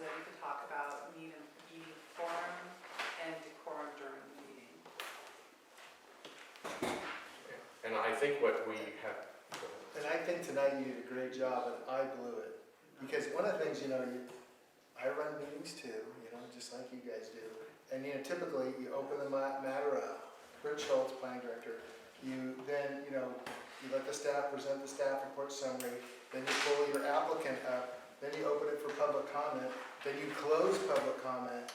And what I've noticed in the meetings is you have this constant barrage of questions from the public after you've shut down public comment, and it makes for a very disjointed meeting.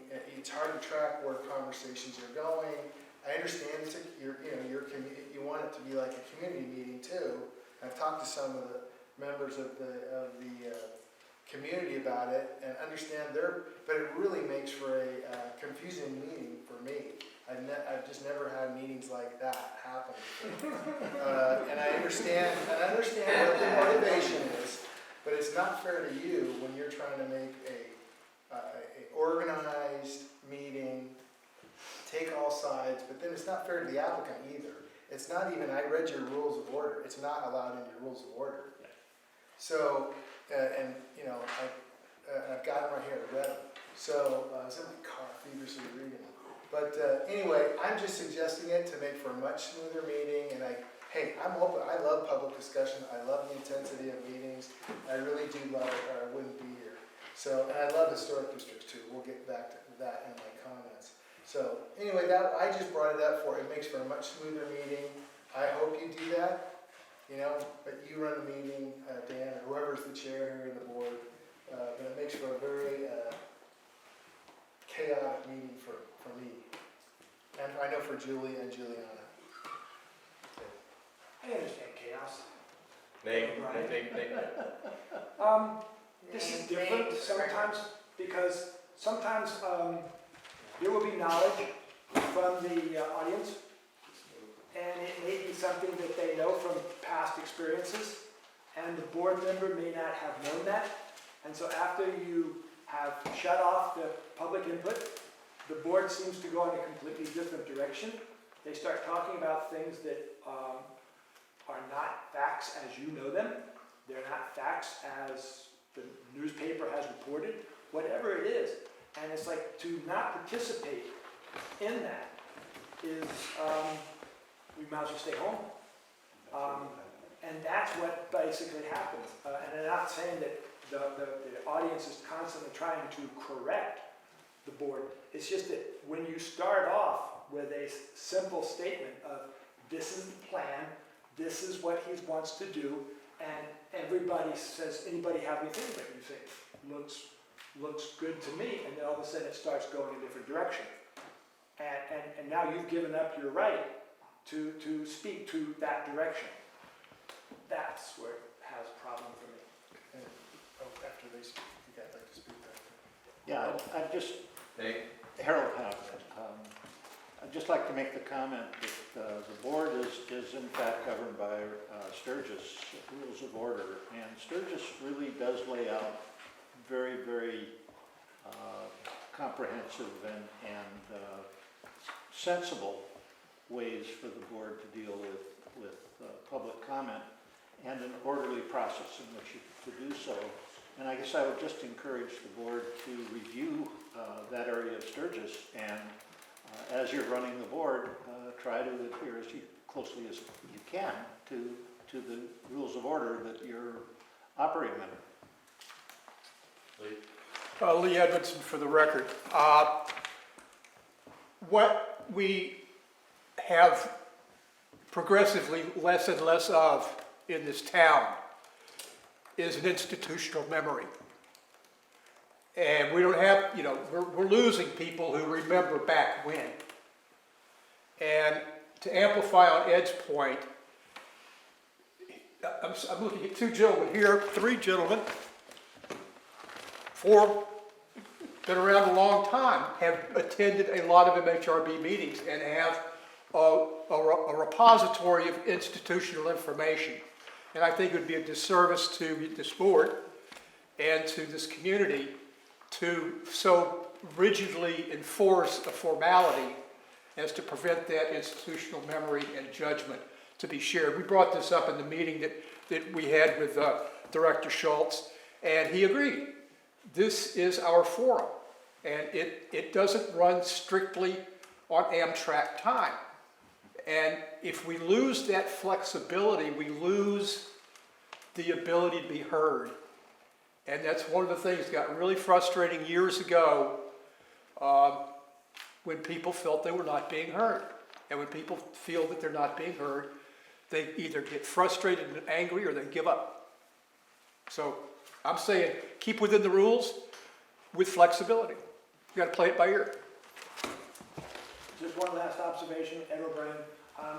Basically, I'm not kidding about it. I understand from your point, I was chair, it is difficult to run this meeting. It's a lot easier now than it used to be. We used to have a lot of lawyers here, and asked to do everything, and they were going to blow everything by you. So what you see now seems to be something, but it has worked for this many years. We still have people who want to come here, we still have people who want to buy here, and we do fight it out here. And if it seems a little chaotic, price your pay. I disagree with everybody that just spoke. I think they are twisting the meeting, twisting you. It's wrong.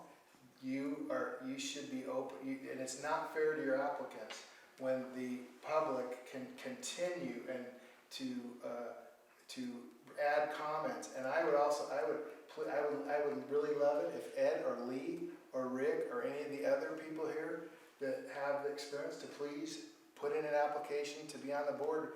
With your knowledge, you could really help the other board members. They have to live in the historic district. I'm sorry, well, Yeah. but So- Ed does. I'm not saying you have to do that, but just, Well, he's been and you on can, the and you board know what? many There's nothing years. stopping you when you see the agenda to talk to the board members. You can't ask them for their vote. You know, or it's a serial meeting and they can't vote on it. If I hear of that, I will call foul on that. But you can talk to them individually. You can't have more than two. You know that, Ed. But I think it's wrong. I think it's absolutely wrong. You're creating a chaotic forum. And if we get challenged legally, I don't know that I can defend it.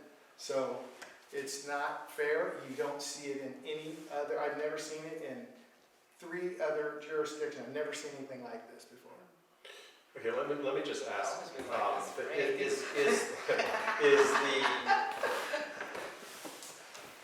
is the primary problem in your eyes the porous nature of closing the hearing? In other words, Yeah, is that the biggest thing? You never entered a public comment here. Okay. And I broke it. You caught me. You know, I broke it. I started falling into their, their ways. And So see, it's You easy. become Indonesian. I've become one of, but no, it's not fair to the board or the council or that's making the decision. Yeah. For this just constant barrage of information. You didn't get this, and you didn't get that. That's what her job is to get the information to her, to get it to you. And you're supposed to ask all 3 groups their information. Then you're supposed to alone make your decisions and make your motions. That's right in your rules of order. That's in Robert's rules of order. You know, I read your rules of order. I thought it was going to be something different than Sturgis. I read Sturgis. It's very little difference from Robert's rules of order. So anyway, that's just Okay. my 2 cents. So let me just ask board members, if I could, their perspective on the principal culprit here, which is the lack of clarity when it comes to closing the public hearing. Is that something that is of concern to you, or just keep it the way it's been for a while, for so long, or what? I don't think it's a big concern for me. I think some flexibility is needed, and I appreciate that there are a number of people who come to this meeting who have a lot of historical memory with regard to the issues before this board, certainly more than mine, and I appreciate hearing from them. So I'm new to this board, but I spent 9 years on the Fairfax Design Review Board in Marin. And the years that we adhered to that same structure, things, in my opinion, went a lot smoother. You have the staff report, you have the applicant present their application. Sorry. You have the staff report, you close it. You have the applicant present, you close it. You have the public talk to that issue with all institutional knowledge they have, and then you close it, and then you bring it to the board. And you don't, the more you have dialogue directly between board members and the public, the more chaotic it becomes, and it tends to go on for a lot longer than needed. And I agree with Brent, it's not fair to the applicant, because you have your time, you say your mind. Those who have a wonderful historical basis here should present their thoughts, and then it comes back to the group of people who are supposed to make the decision. So, sorry, I disagree. But that's my prior experience on other boards. Okay, well, I found Mendocino residents to be sort of like herding cats. And I've never been to a meeting where the rules were strictly followed, but I've appreciated the knowledge, and sometimes it does come in a little after, because, say, the applicant will speak and then say something new that can be disputed, so then it's allowed me to take in more information. It sounds good on paper, I think, but I've never seen it here. And this is my 4th year. 4 years on this board, so, I don't know. To me, I mean, it sounds good, but. Was staff going to provide us some alternatives for fielding these questions, or is it just going to be board discussion? It was just for discussion. Okay. Right? Okay. I'd like to point also, Dan, it's not like our public here doesn't get a chance to speak. They get public expression. They get every item that goes before you that you're going to make a vote on.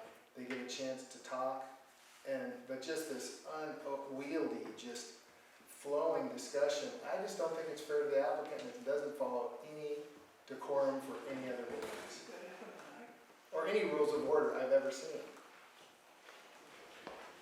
I have no idea, everyone, if I'm out of order by speaking right now. But the idea that we are being unfair to the applicant as the #1 issue bothers me. Because if there is a mistake, if a lawyer is present and he is presenting his legalese, and you don't believe that it's right, and you're supposed to just simply sit there, why come? Why be here? And I will emphasize that yes, it is every once in a while chaotic, but I think that what you're seeing is a period in this historical review board's life that is brought on by an unworkable situation between the county planning department, the county of Mendocino, and the review board. One is trying their best to be fair and equal, and the county is trying to get as much money out of this town as they possibly can for everything they do. And so therefore, there are violations that are not being addressed. There are people who are not getting what they want, and you're talking about some frustration from the townspeople. And I don't believe that when you're talking about that kind of stuff, that the applicant should be the #1 person. Norman DeWall for the record. Very briefly, I want to reiterate and repeat the words Municipal Advisory Council. The one in Wallala has been working for over 20 years. The public has an opportunity to help put the agenda together, bring community discussions to a forum so they can be heard, be discussed. Why doesn't Mendocino have one? Mendocino, the town of, has been turned into a cash cow for the county. The taxes collected here, the regulations imposed, the restrictions in place are killing this town. And we want people to come and enjoy and participate and feel good here. But listen to the people who are here, and you're hearing it and saying it yourselves. The fees are just too high because the fees are expected to pay for all of the expenses of the Department of Planning and Building Services. Why is that fair? It's just not fair. That's the issue, and that's why people speak out as much and as often as they do. Thank you. By the way, Brett, I didn't think you know Norm was our 5th district supervisor. Yeah, to For many, how many years? Many 16 years, thank you. Okay, so, Thank you for your service. before we move on to the next, Oh, okay, please.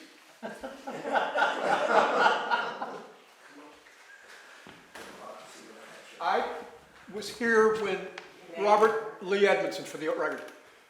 Robert Schmidt was here with a big project. He was the only applicant to my knowledge. He was first at bat, and we followed that exact same procedure. And it went orderly, it was fair, it was honest, and it was efficient. And you can't have the machine run. I've been over at the Board of Supervisors and it runs like a machine. And look at the quality of decisions the Board of Supervisors has made over the past 6 to 8, 10 years. If you try to run government like a machine, government has to have a human face. It has to have a human voice. okay, before we move on, let me just, because I've successfully worked the last 3 years at not being chair. Because I failed tonight, let me just give you 2 minutes of what you may want to expect from me, which is, I understand what you're saying, Brent. My past has been to work with small communities, as small as this one, and I have found that trying to suppress that kind of energy creates many more and more significant problems than a clean record to go on. So I will bring closure to public hearings. I will tell you that based on the time I've been on this board, I can tell you the 6 people that I can give you a 95% degree of certainty will be the violators of the problem. So I'm asking those 6 people, some of whom, the majority of whom are actually in the room now, but not all of them, to try to help control the situation. Because I do appreciate their point of view. It's a point of view that I don't have and nobody else on the board has either. And actually, to be honest with you, from the moment I started this board, I found the biggest problem is that I wished more people from the community would come and attend and participate, and bringing down the gavel and saying, public hearing is no more, we're not going to listen anymore. That is not the way to encourage more people from the community to attend these meetings. And to me, that probably is the most important thing we can do, is have more people at these meetings. And if it means letting Lee get up and mostly his fault, but not always. I mean, that, to me, that's a small price to pay. But I do ask those people to try to control the problem that Brent has rightly pointed out. We do need to try to be a little bit more. The record needs to be a little cleaner for the benefit of us and the applicant. All right. Can we talk about MHRB meetings with no applications? Just as way of background, I think most people that care about this issue know this, but I don't know if Brent does. There was a case about a year ago, maybe less than a year ago, where this board unanimously, when told there would not be a meeting the following week for lack of applications, this board unanimously told staff that we wanted to have a meeting and these would be the agenda items. The board appointed by the Board of Supervisors directed staff that we would have a meeting, and we were told, again, the board appointed by Board of Supervisors were told by staff that we would not. And I think that really lit a fuse. I think that really lit a fuse in a lot of our bonnets about who is running the show. We weren't asking for staff time. We weren't even asking for staff attendance. We wanted a meeting because we had things to talk about, and we were told, after unanimously saying that we wanted the meeting, we were told by staff that we weren't going to have a meeting. We did want it to be noticed. We did want it to be noticed, that's correct. Right. So I think that's kind of what lit the fuse. That is. And that was an outrage that caught me off guard, that's for sure. I hadn't really appreciated just how out of control the situation we got until that time. So, I don't know if other members of the public or other board members want to talk about that, but that's where it began. Ed O'Brien, he's absolutely right. You can trace it right down to that. We have not solved that problem. We have not solved who's in charge of the MHRB. And I think that when the staff is appointed, when the staff does what they think is the best thing for the next agenda, or the staff thinks that we don't need a meeting, you were actually at a meeting, sir, and you said, I'll bring that back to you, I'll bring that back to you, all these different problems. And we said, and I heard the chair say, next month, and you said, staff said, no, we don't have another paid person to have a reason for it. Yet all the things that we brought up were valid. They're on this piece of paper now, some of them. And that's exactly what's going on. Norman Duvall, for the record, if there isn't an agenda, please let them sit as a municipal advisory council and address the other issues in the community. Concur with what Ed and Norman said, and my understanding from Peg Levy-Brown is that the county books this room for the first Monday in every month. And according to Peg Levy-Brown, that money's not refundable. Now, if you've already paid the money, and this is my reasoning, if you've already paid the money and the group wants to get together and invite it for discussion only, nothing actionable, for discussion only, like we're doing tonight, right here. This is a wonderful forum for people to express themselves and to communicate with the members of the government if they so choose to show up. A volunteer could record, you don't have a secretary per se, but somebody could take notes on what was discussed and points were made, submit that to staff, convey it, get some communication going, so that it no longer feels like it's a top-down operation, Ukiah to Fort Bragg to us. But it's a circular communication flow among equals. Good idea, great idea.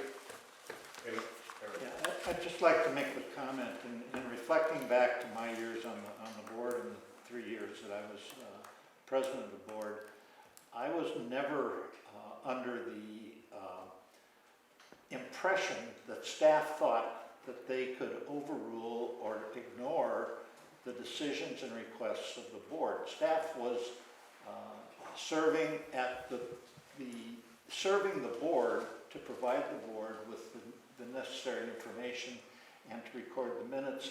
But certainly if the board made a decision, staff did everything they could to help fulfill that decision. Something has changed in the last, 10 years. And the change has not been for the better. The board is running the meetings. The board is making, from my perspective, the board should be making the decisions and staff should be implementing, not circumventing those decisions. Do other board members By the board for the record. You want me to speak? Well, I mean, you all have your... Is public comment, Brent Schultz, my director, chairman, is board comment closed? Almost. I guess we have one more. And Just one more, O'Brien, for the record. You mentioned something earlier that was voted on by the board, and it was a consent calendar kind of a concept Signs. for the signs, and you had acted on that as a board, and it went to staff and it went nowhere. That's exactly. No, that's not No, true. no, that's not No, I thought no, you the said signs that the other are- day. No, the signs are now on a consent calendar. Then However, The question is, why are they the costing so much fees if it's on still consent? went way up. It's like, So why did fees go up to whatever they are? But if it's on a consent calendar, why isn't it on this agenda? There's no no signs. signs. But there's no category, no applications. Oh, well, that's just, I mean, It's like, it's like the thing that matters from the board. That was the suggestion I had with John right. in conversation. It's, look at any other agenda of any, Well, other that's gonna be- organization. We're gonna be talking about fees, and then he's gonna be talking about Yeah. fees. Okay, so, That's where that's going. public hearing such as it is closed. Does staff want to maybe respond and give us some As long as guidance? they can't speak anymore. Yes. Then show us. All right, okay. I'm the new sheriff in town, not the sheriff, the planning and building sheriff. Deputy And I did, when I got here, said I would work with you, and I have worked with you to get more things on the agenda. I'm sorry if I misspoke to some of the members of the community about coming back to next meeting. Right now, your job is designed, not for a community, a municipal advisory council, to discuss all kinds of issues. It's very, look at your zoning code here that you've done. It's beautiful, it's a nice historic plan, but it's very focused on design and any changes to the historic district. I am willing to bring those and try to make them more efficient, work on the staff report, have more items come forward to you. I don't want to discourage people, I really don't think I'm going to be discouraging people from coming, but I just don't think this is the best forum for it. I don't have, I was going to say this more in my plan director comments, but we have a $6.8 million overall budget for the entire county, right, for planning and building. There's all kinds of stuff in there. If you want to come to my office or talk about it on the phone, I'll go over it. We're bringing in about $4.67 million a year in fees. We're subsidized $2 to $2.5 million a year, depending on, now that we've got cannabis within us. And another 2.5. It's like 2.7 total. But the board has, my history that they've told me is they've subsidized, and that's not uncommon for planning and building departments to be like 70% funded. You'll hear every city council and board say, we're going to be full cost recovery. They never did that. Because there's time where she is at the counter and we can't charge people, where she's explaining, or other people in our staff. We just, there's other people in the audience who were very high up in city government, and they can vouch for me that none of them quite get there. But I don't have unlimited staffing. You don't know how much it pains me when you guys want to do stuff, and I don't have the firepower to turn and do it. We are down still half at that Fort Bragg office. I have, one staff member with serious medical issues, and I think you know about that one, with her family members, who is not here all the time. I have no manager for the office. I implored the supervisors at the last meeting, if you know anybody, and I would leave it to, if anybody in this audience knows a good manager who's retired, who could come work for us, we'll teach him the local codes. I'd love for him to come out of the weeds and talk to me. So that's something I really need. I want somebody here who they can run the meetings and I don't have to come here. I'm going to keep coming till I feel like everybody is feeling, I'm not going to make everybody happy out here with our zoning code, because that's what it is. You guys adopted this thing. But I'm trying to come up with ways like the color palette and other ways where we can try to make things go faster. I hope you see I'm trying to lower the costs that way. I'm never going to totally agree with you guys on fees, and I'd love to go to lunch with you or after 5 o'clock to talk to you about that. That would be a violation of the Brown Act. But I can meet with 2 of you. I can meet with 2 of you at a time, or I can meet as many of them as I want to. And believe me, I like them. They're fun people. But understand, I just can't put everything on there. And there's some meetings where we just don't have the staff and time to do it. And I'm not going to say I'm going to stop everything from coming here. That's not my intent. And I'm sorry if people were offended by the former directors here. But you guys, we don't have all the staff where we can be here. Every time you're here, it's not just the payment for this meeting hall. It's It's having the staff, it's noticing the meeting.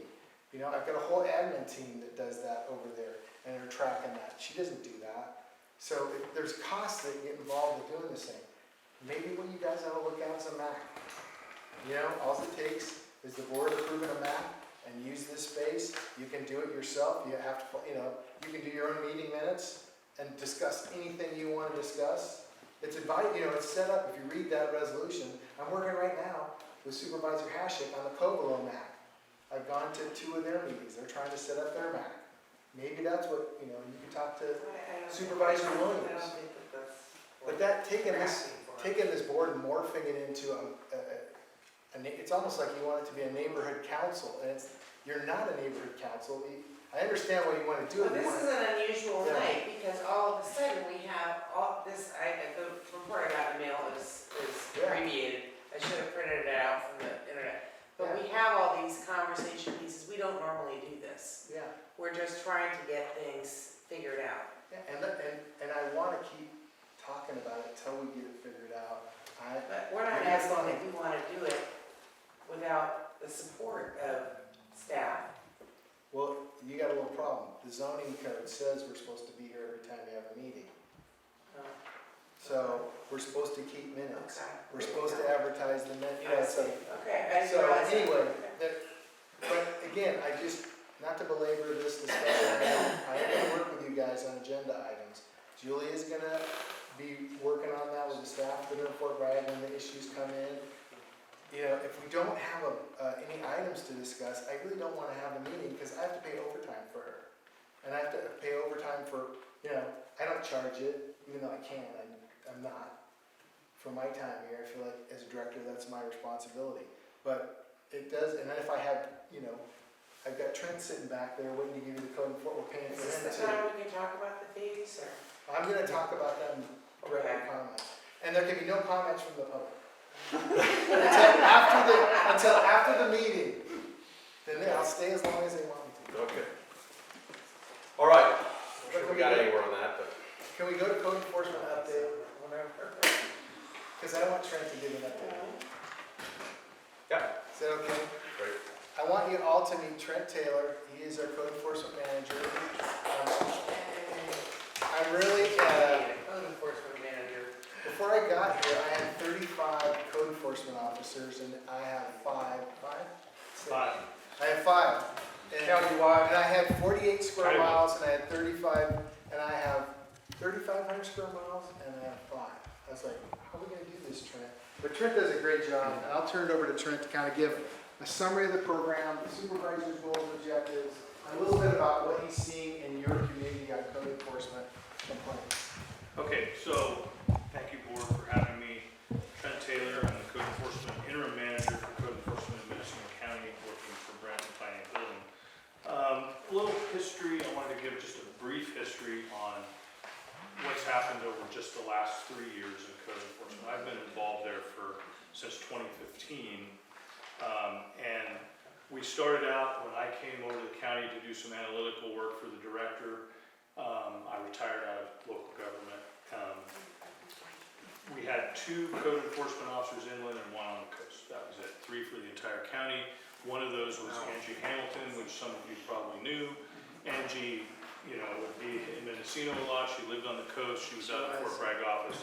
She ultimately became the supervisor of the unit, and then she also did code work. So now we have, when Angie retired, we promoted a supervisor. That person's inland at Ukiah because the majority of our work is the inland part of the county. I'll give you some percentages here shortly. We also expanded our unit with the advent of cannabis. And prior to that, the Board of Supervisors, when I came in, I started attending board meetings, and they gave 4 distinct directives of code enforcement in Mendocino County. They were very hot at that point in time. That's part of the reason that the former director brought me in, was that they wanted to get some priorities set. And so their priorities were, at that time, and that's 2016, environmental degradation was number 1. Well, first of all, overall of that was health and safety issues. So public health, life safety issues, people living in bad conditions that are life-threatening. And then the 4 main priorities were environmental degradation, fishing, illegal grading, pond development, there was a lot of stuff going on, there still is in this county. And then they wanted stopping work on all unpermitted construction jobs. And that was a huge problem inland. We had some lobby groups lobbying the Board of Supervisors for that. And then they wanted us abating nuisances from major corridors, visible corridors. And the last one was working more closely with the state to build and strengthen a culture of compliance in the construction trades in Mendocino County. Those were the 4 major priorities above life safety. That was in 2016. 2017 comes, they're developing the cannabis ordinance in Mendocino County. Planning and building was peripherally involved in that, and code enforcement had no involvement. I came out of law enforcement, I could see that there was probably going to be some issues here because we're changing from a criminally illegal thing to a regulatory problem. And so, of course, in the spring of 2017, they called me in, we worked to develop a strategy for dealing with the code enforcement related cannabis, which is huge. So our call volume, our complaints per year doubled in less than, immediately, because we added cannabis. We're running about 600 complaints a year countywide. 300 of them are cannabis. I hired 2 more people to do primarily cannabis. Everybody does everything, but 2 people were hired strictly for that. They spend all their time pretty much doing that. Got 1 code officer inland. I've got 1 infield position inland right now. I went through 2 people in the coastal office since Angie retired. The girl I have now is really good. She's out on maternity leave for probably the next several months. Yeah, but so what we do in that case is we send people over from Ukiah. Angie was great. We liked Angie, actually. We send people over from Ukiah, and the travel time kills us, but the travel time kills us all over this county doing code enforcement. So that's just the brief history. So then I get here, so I'm managing it as one of his division managers in the department. We have a supervisor that supervises the field operations, and then we've got 3 inland and 1 on the coast, or 4 inland and 1 on the coast. 2 of those inland are primarily cannabis. And I haven't had the 1 person that is the second inland general code enforcement officer who would be doing work like in the town of Mendocino if they were on the coast. I've had that position unfilled since the beginning. I've not filled that position. It's outflown again right now. We've went through people. We've always been 1 position down. And actually in last year's budget, the board cut that position and then gave it back to me. I didn't ask for it, just the way it happened. I don't have a lot of responsibility for the budget. The director does, but the director ultimately answers to the board on the budget, and when we go into hearings, as you might all know, it can go, I've done a lot of budget work in my previous life, and it's a dice roll. So let's talk about the town of Mendocino. I talked about our statistics and our complaints. We have 1 code enforcement that's allocated to cover the entire coast and all of the coastal zone.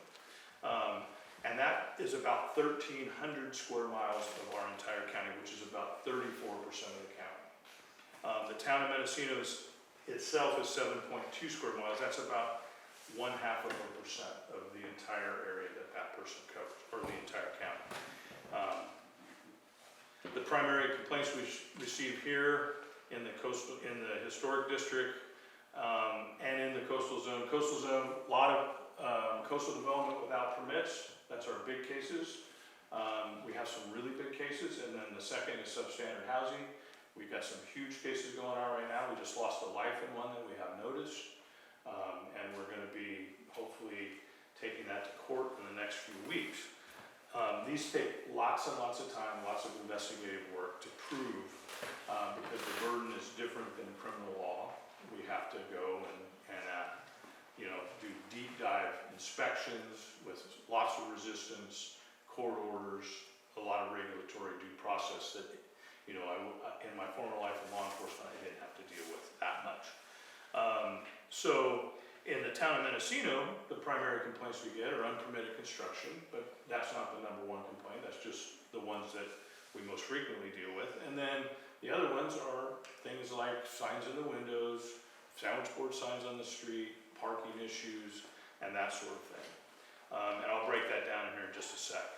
So in 2018, we had 16 complaints out of the town of Mendocino, and I bet you all but about 2 of those were made by people that are sitting in this room right now. Because I don't know everybody personally, but I know everybody by name, and I've been listening for the last several hours. That's not saying that's a problem, but it's curious to me that a town, it's a small town, but I've actually been over here. I spent a couple weeks ago, I spent the entire afternoon walking around this town. We're looking at complaints, looking at violations, and talking to business people. And the information I got from that was interesting. That I talked about the problems that have been complained about and reported to me, and most of them said, "Why is that a big deal? Why do we even care?"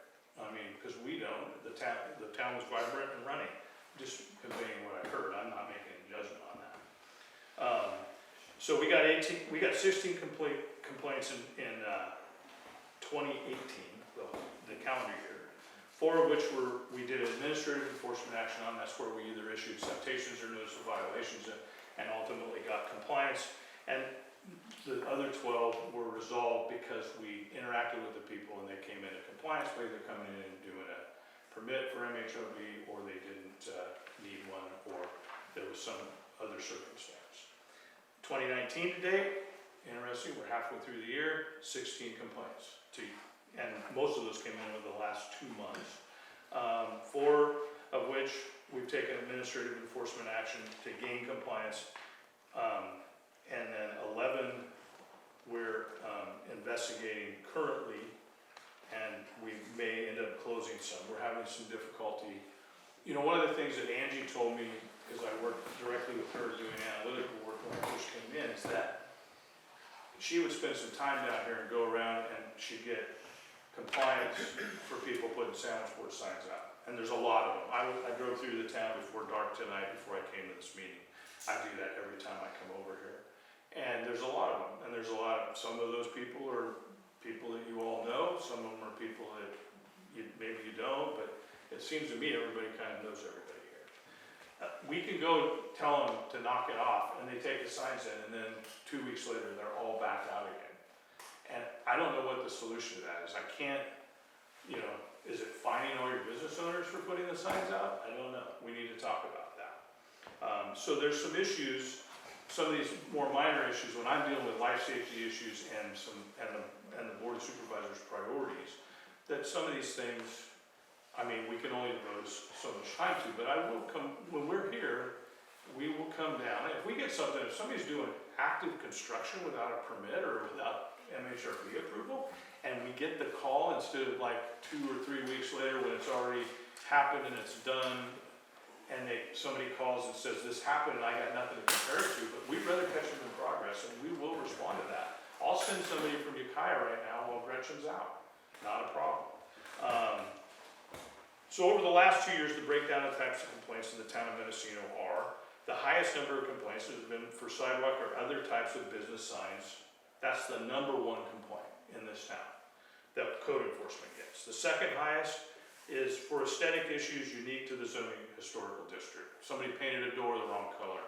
Somebody changed the doors. But I had one just recently, the doors were changed. I went and looked at it.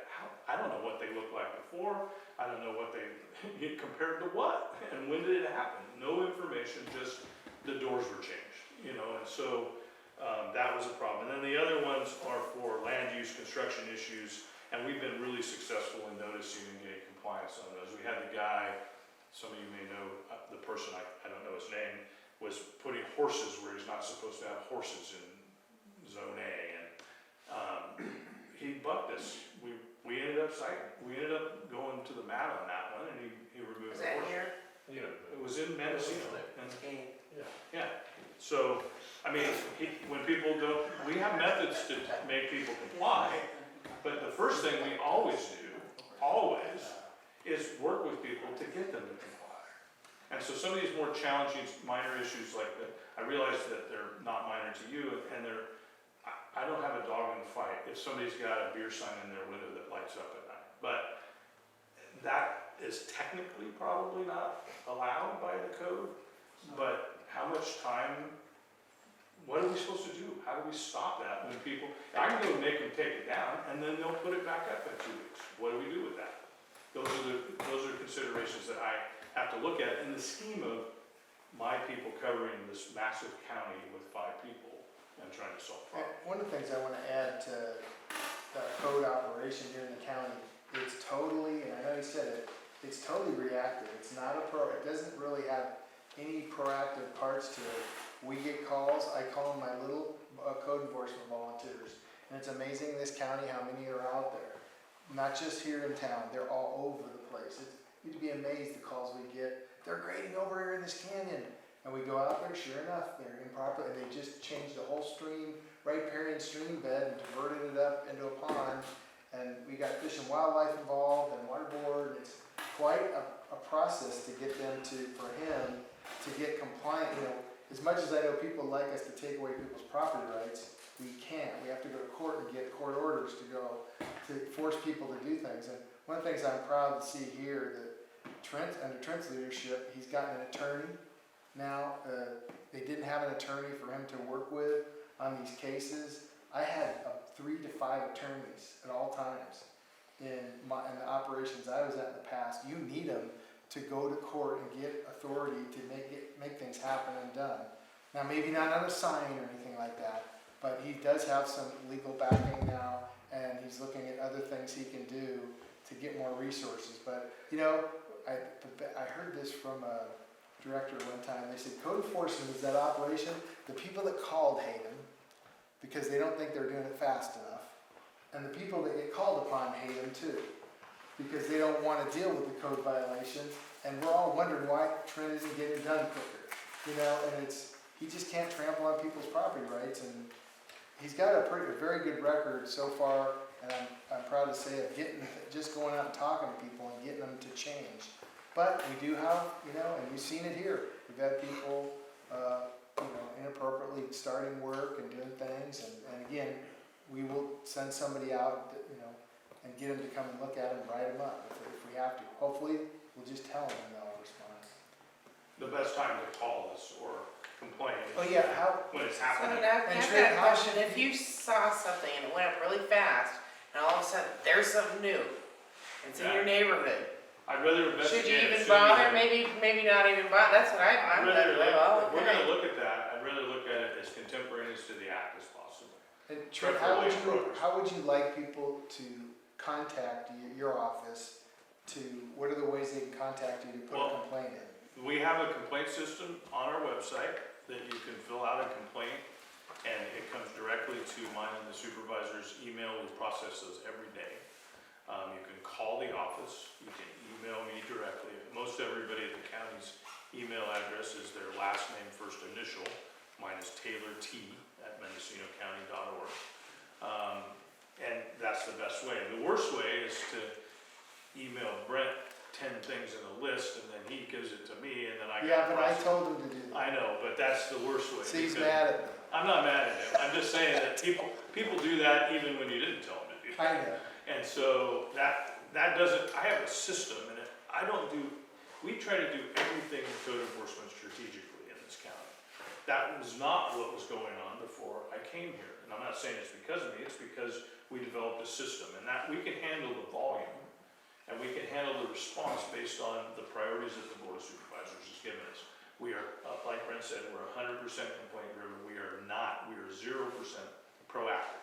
We do not have the staffing resources that have been allocated to drive around looking for violations. If we did that, then it just is not possible. This county's too big. Yes, sir.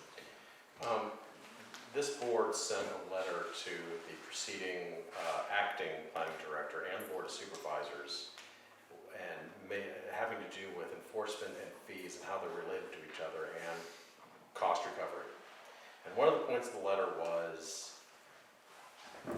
perhaps the department should consider looking at, when they're looking at cost recovery, looking at a different kind of enforcement mechanism, the same way the CHP does. The CHP is the only state agency that doesn't get any general fund money. They are truly cost recovery. They're the only agency. And the reason they do it is not because they're a compliance agency. They ticket in order to support themselves.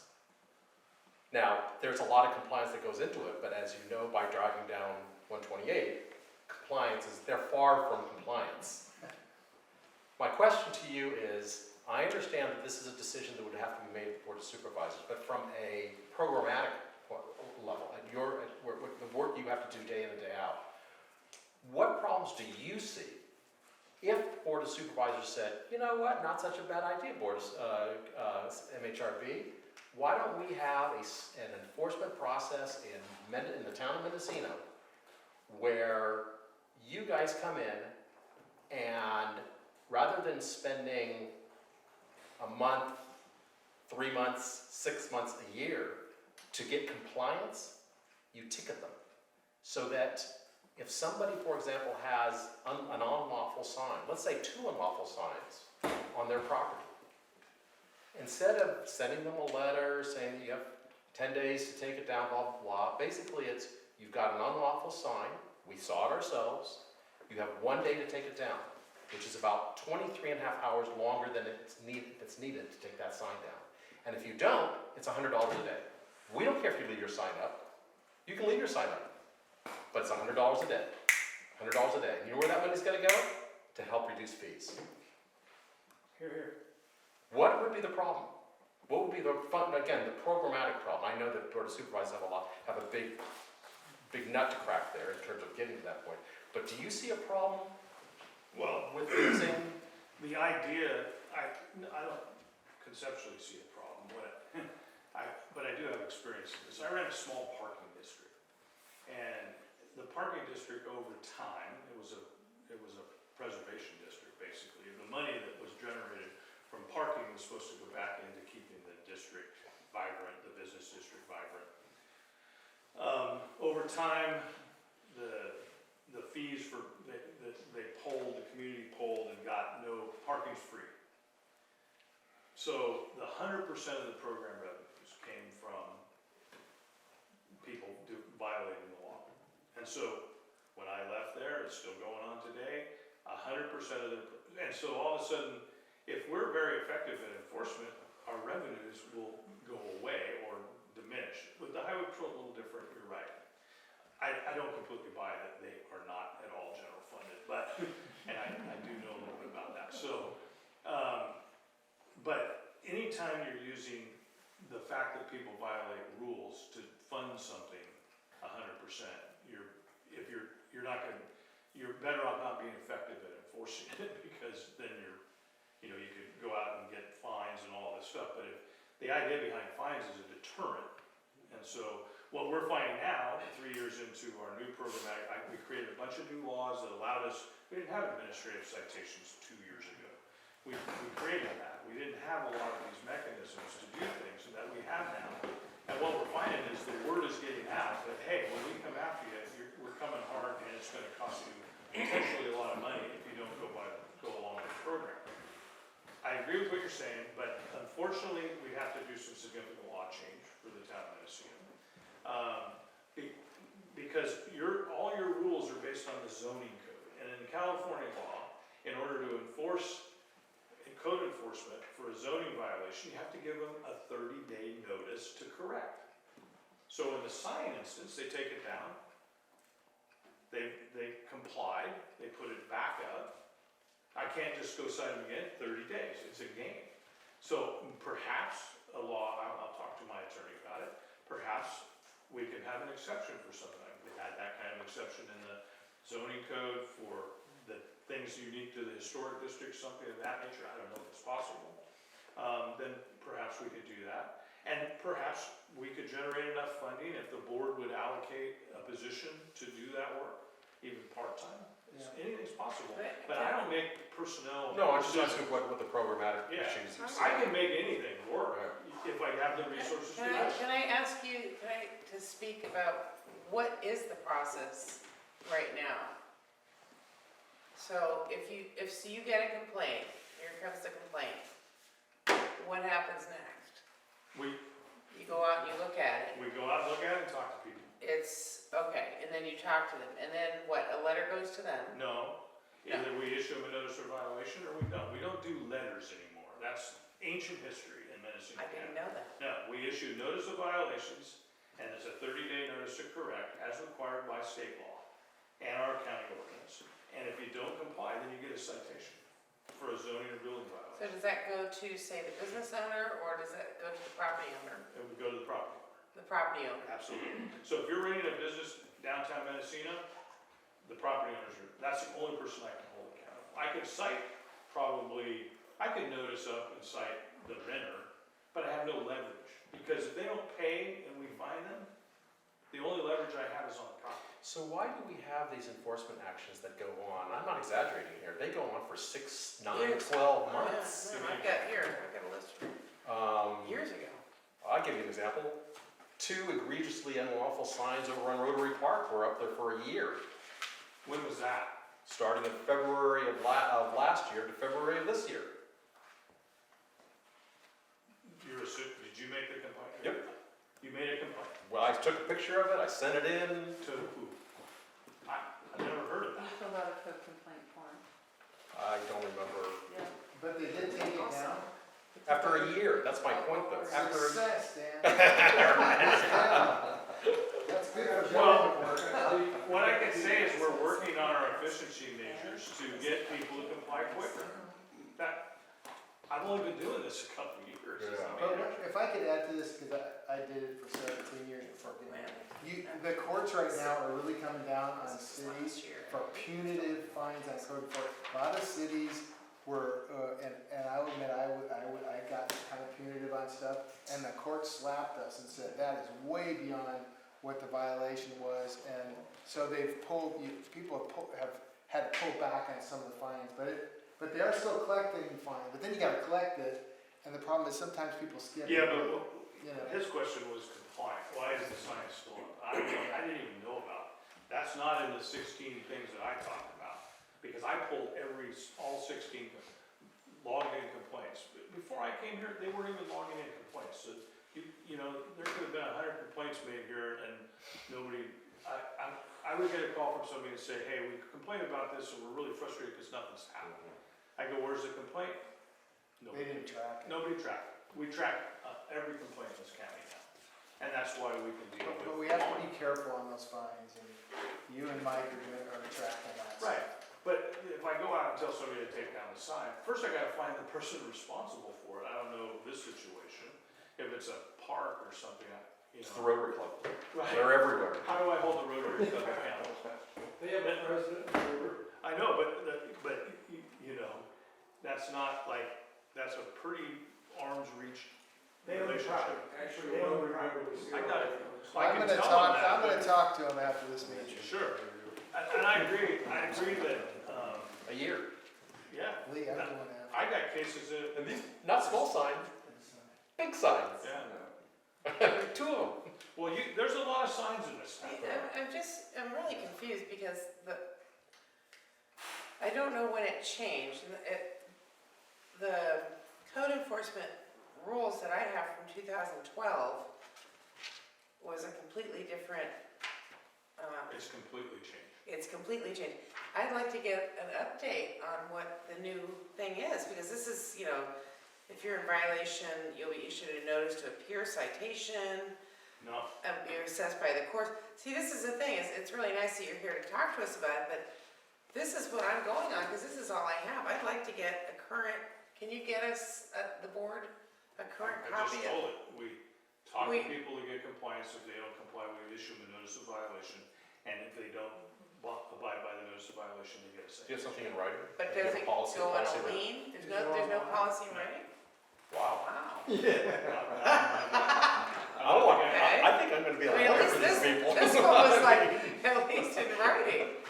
Yeah, but most cities do, that's a typical city one. Well, They send a Well, what is, letter. how much is the violation? Starts at 100, goes up to 500 a day. And how do you discern which, a day? Yeah. And how do you discern what's 100 and what's 500? First offense, 100, second offense, 200, third offense, 500. And that's right in. That's the- in state law. And, The well, day? our policy, yes, our policy is by way of ordinance. It's So not. now, if they don't pay, does it become a lien on their property? We'll take them to court and get a judgment against them. But I'm trying to figure out how to lien their property. No, we can lien No, the because on property. the 2012, they did. Yeah. And They that's used to kind of what lien- I they was used to going lien on, that's what I penalties. thought. We can't lien Yes. penalties in this county. They're dropping us. Yeah, we don't do, so everything, we didn't have administrative penalties before. Criminal citations, they All right, so never, this is like they- gone with I the know wind, it said all this that. stuff is gone with the They wind, never you did. just talk to them, you issue a citation, if they don't they comply, never it issued a goes. citation before May of 2017 for a code enforcement violation. Okay, Didn't have any. I didn't know that. None. The only option was See, I didn't criminal. know that. Now we have administrative citations. We created an ordinance. I wrote it So, with the county yeah, council, and we've got the board to adopt it. And so we write administrative citations. That means we collect the fines, not through the court system.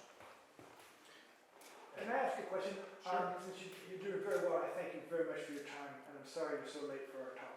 But if I was to build a building and you walked by and you were watching the building, you knew I didn't have it, you'd put such a thing as a red tag on it, The correct? building inspector would, not code enforcement. Seriously. Seriously. I cannot open Pandora's box on proactive enforcement in this county with 5 officers. So if you Impossible. walk by, but that observation you made with how many soundboard signs were out, and knowing full well that they've never approved the soundboard sign, you saw no violations because you're not allowed to see them until somebody No, says. I didn't say we didn't see them. I'm saying we're not going to take enforcement action on a Not gonna proactive manner. act, they're complaint-based, Complaint driven. which is So you like have no the complaint coastal about zone a is, sign that you know to be illegal? the You don't- coastal you don't commission is activate it. complaint-based too. You don't start, I'm just stumped. So it has to be an unpopular person or cause some sort of a problem. I don't understand. If you know that that is a violation, even though you're not, Well, wait a minute, if it's a building, we see somebody, and we well, know he says it's, it's not that. and we know, but if it's A-frame signs, Yes. we don't have, guys, we don't have enough people to run around and pick up A-frame signs. If they were making money for you, you would. I'm telling sorry. you, this is a problem. Excuse me. This is a, wait, no, I want to speak here. You are asking for a proactive program. This is not, I want to end this discussion. Go to the board meeting in June 4th, and there's going to be public comment about the budget. If you want another code enforcement officer just to work the town of Mendocino, or just to work three towns on the coast to do A-frame signs, but we don't have, he doesn't have the staff, we don't have the firepower to be running around on A-frame signs. Can I finish? Yes, sir. Thank you. So basically, it's to comply or to be fined. If someone calls me in on it, I have a soundboard sign, it's to be comply or either bring it in or you get a fine, right? You get a notice. You get a notice. A formal notice. citation. Right. And it says to either comply or get a fine. Within If a you don't certain- comply with I it, don't 30 comply. days. So that concept of it was missing for a day or two, what does that matter? I didn't comply. You come back after 31 days and it's still there. The idea that maybe it was gone, it's gone every night, guys. They bring it in at night, otherwise vandals take them.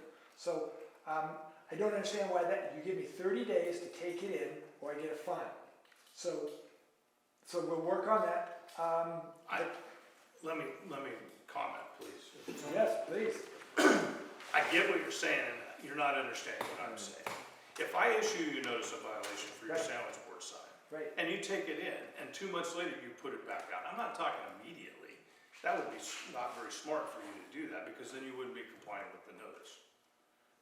But 2 months later you do it, I gotta issue you another notice of violation. So that's what's happened in Mendocino. I talked to Angie about this. She'd go sweep this town, and they'd pick them all up, and they'd be gone for a period of time. And then all of a sudden, they'd show all back up again. Does she have the right to take them up? They're on No. public property. No. They're on You have public, to give them the opportunity to retrieve them. They're privately but they owned. gave the That would be opportunity to stealing. retrieve them, and yet 31 days later, they're back again, or they're still there. You don't know which. So you Yeah, I observe think that. that would be theft. I have no right to put We're something talking out. about, so, there is an issue with encroachments. Yes. There's an issue with the zoning code. Those are two Safety. different things. All of those things. I got you. I didn't realize that was gonna be. So if the sandwich board's on private property, then it's outside of your domain, or is that It's still code an and zoning? In order to put a sign up in the Mendocino Historic District, you need approval of the board. Clear. But not inside the building, in the window? Unless it's lit. Unless it's lit, yeah. And then, but Unless you it's made illuminated. comment about a lit sign was difficult to do or something like this? No, It's, I didn't say that. I think he said, I said, I think some of your business people are wondering why you guys are worried about yeah, that's what, that was told when I talked to them. Why members oh, of the because community most, and yeah, why- I love the people in this town, but yes, when they're violating the law, they realize that everybody else does it. This is, no, truthfully, this is what is happening. You have, the reason you had no signs on your agenda last month, the month before, is because of this. We are it's common knowledge, you can put it out, and it doesn't count. It's common knowledge, it is exactly, go ask those very same people. Nobody cares, it's okay. And so that's what he's dealing with. And I think that if that situation stays that way, I think I think what I've learned tonight is that, thank you very much for here, but Yeah. the fact is, this is Carmel and Board of Supervisors' problem. These guys are just doing what they can with resources that they have available to them. I mean, right? So, your report. My report, okay, first up. Thank you. Thank you very much. I think it was Mr. Hawk. Was it Mr. Hawk? yes. Harold Hawk said something I had to respond to, that PBS man, he said something to the effect, maybe I'm saying it wrong, management is moving resources and funds away from the town of Mendocino. I in no way am moving any funds away from you. Actually, I'm tracking my time, I'm spending a lot of time on your stuff, and she spends way too much time on your stuff. And so does Julia, and so does Jesse, and so does a whole bunch of people. I have never, since I've been here in 8 months, seen us moving resources away, and I don't like the comments from Mr. Hawk. It almost makes it sound like I'm maliciously trying to hurt the town of Mendocino. I am not. With due respect in his absence, let me just defend him. I'm pretty sure he was talking about the county as a whole, But- not your department is taking But I money. just- I I think just the want you department to as a know whole is that sucking There's money away. planners, they care about historic preservation. I mean, my gosh, you guys, everybody brings their relatives when they come out of town to the town of Mendocino. We love it. Everybody loves coming here. But I don't know, I just couldn't, it just, that irritates me. So anyway, but also on that point, if you want more resources, June 4th and 5th, I think, or 3rd and 4th is the budget meetings. You should go to those meetings. So next one is, minutes are the key, that the former supervisor, he's wrong. Minutes are not the key. We're gonna do the minutes. Juliana's gonna work with our admin staff and Jesse, and I want to give them, I just told them, it's action minutes. This recording, anybody can come get, it's just action on each item. What did they do? Yeah. Give it to our admin staff. It's gonna be a simple, and they even showed me a software program. I want you to get a new laptop that's here, that you can just do it right here and send it into the system. So, anyway, when you do the action, the appeal period starts the next day. The only thing is a coastal development permit, we have to, once it's approved, we have to send it, we have to do the notice of final action. It doesn't start the 11-day clock with them until they have that act, remember, I blew up. That's what I was telling you. Yeah, but your minutes are not the key to, but I agree with you, you gotta have minutes. It's in our ordinance, we have to do minutes. That's why I agreed with everybody and said, we're gonna do minutes. We gotta get those minutes back. So when you get them, you'll see them, it'll just be action items. And then the, Motion and approve, yeas and nays. yeah, it'll just say motion approved. On the, like the issue with the, given the awards, it'll show the awards they gave out. John Schmidt's project. What's that? Oh, I'm sorry, Chair.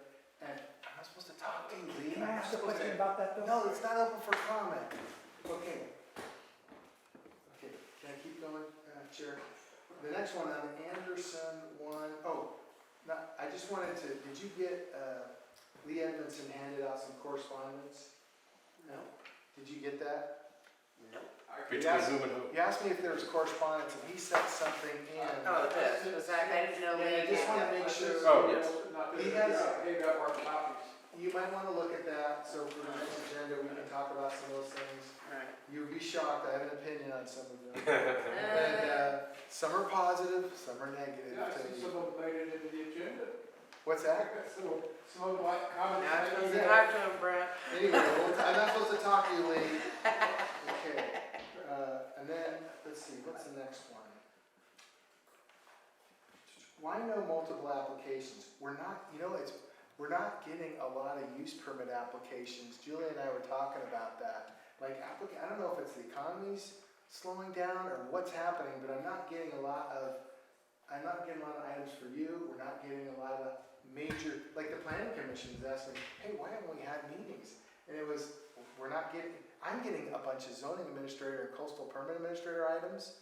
I've had a whole bunch of them so far. But everybody else, I don't know why I'm getting them, and I want you guys to get more stuff on the planning commission. So, Do you remember the fees from, no, because you're new. I So let me I know the fees, but we're gonna, Well, I just wait a want minute, I to want give to you talk this, about just that. for future, these two items of what the fees were and what they are now. Yeah.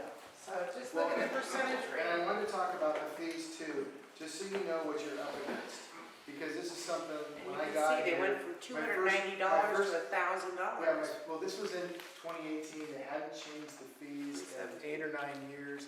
It's because the recession hit, and the board didn't want to up the fees, and then they upped them in 2018, and I know it was a shock, because a lot of people across the But they county. tripled or quadrupled them. Yeah, well, they studied, Nash was here So then then, now people can't and the afford to staff- do as much. and they studied the fees, and they applied, how many hours is it taking us to get those tasks done?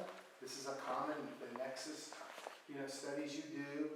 Every city does it, every county does it, and we got them adopted in 2018.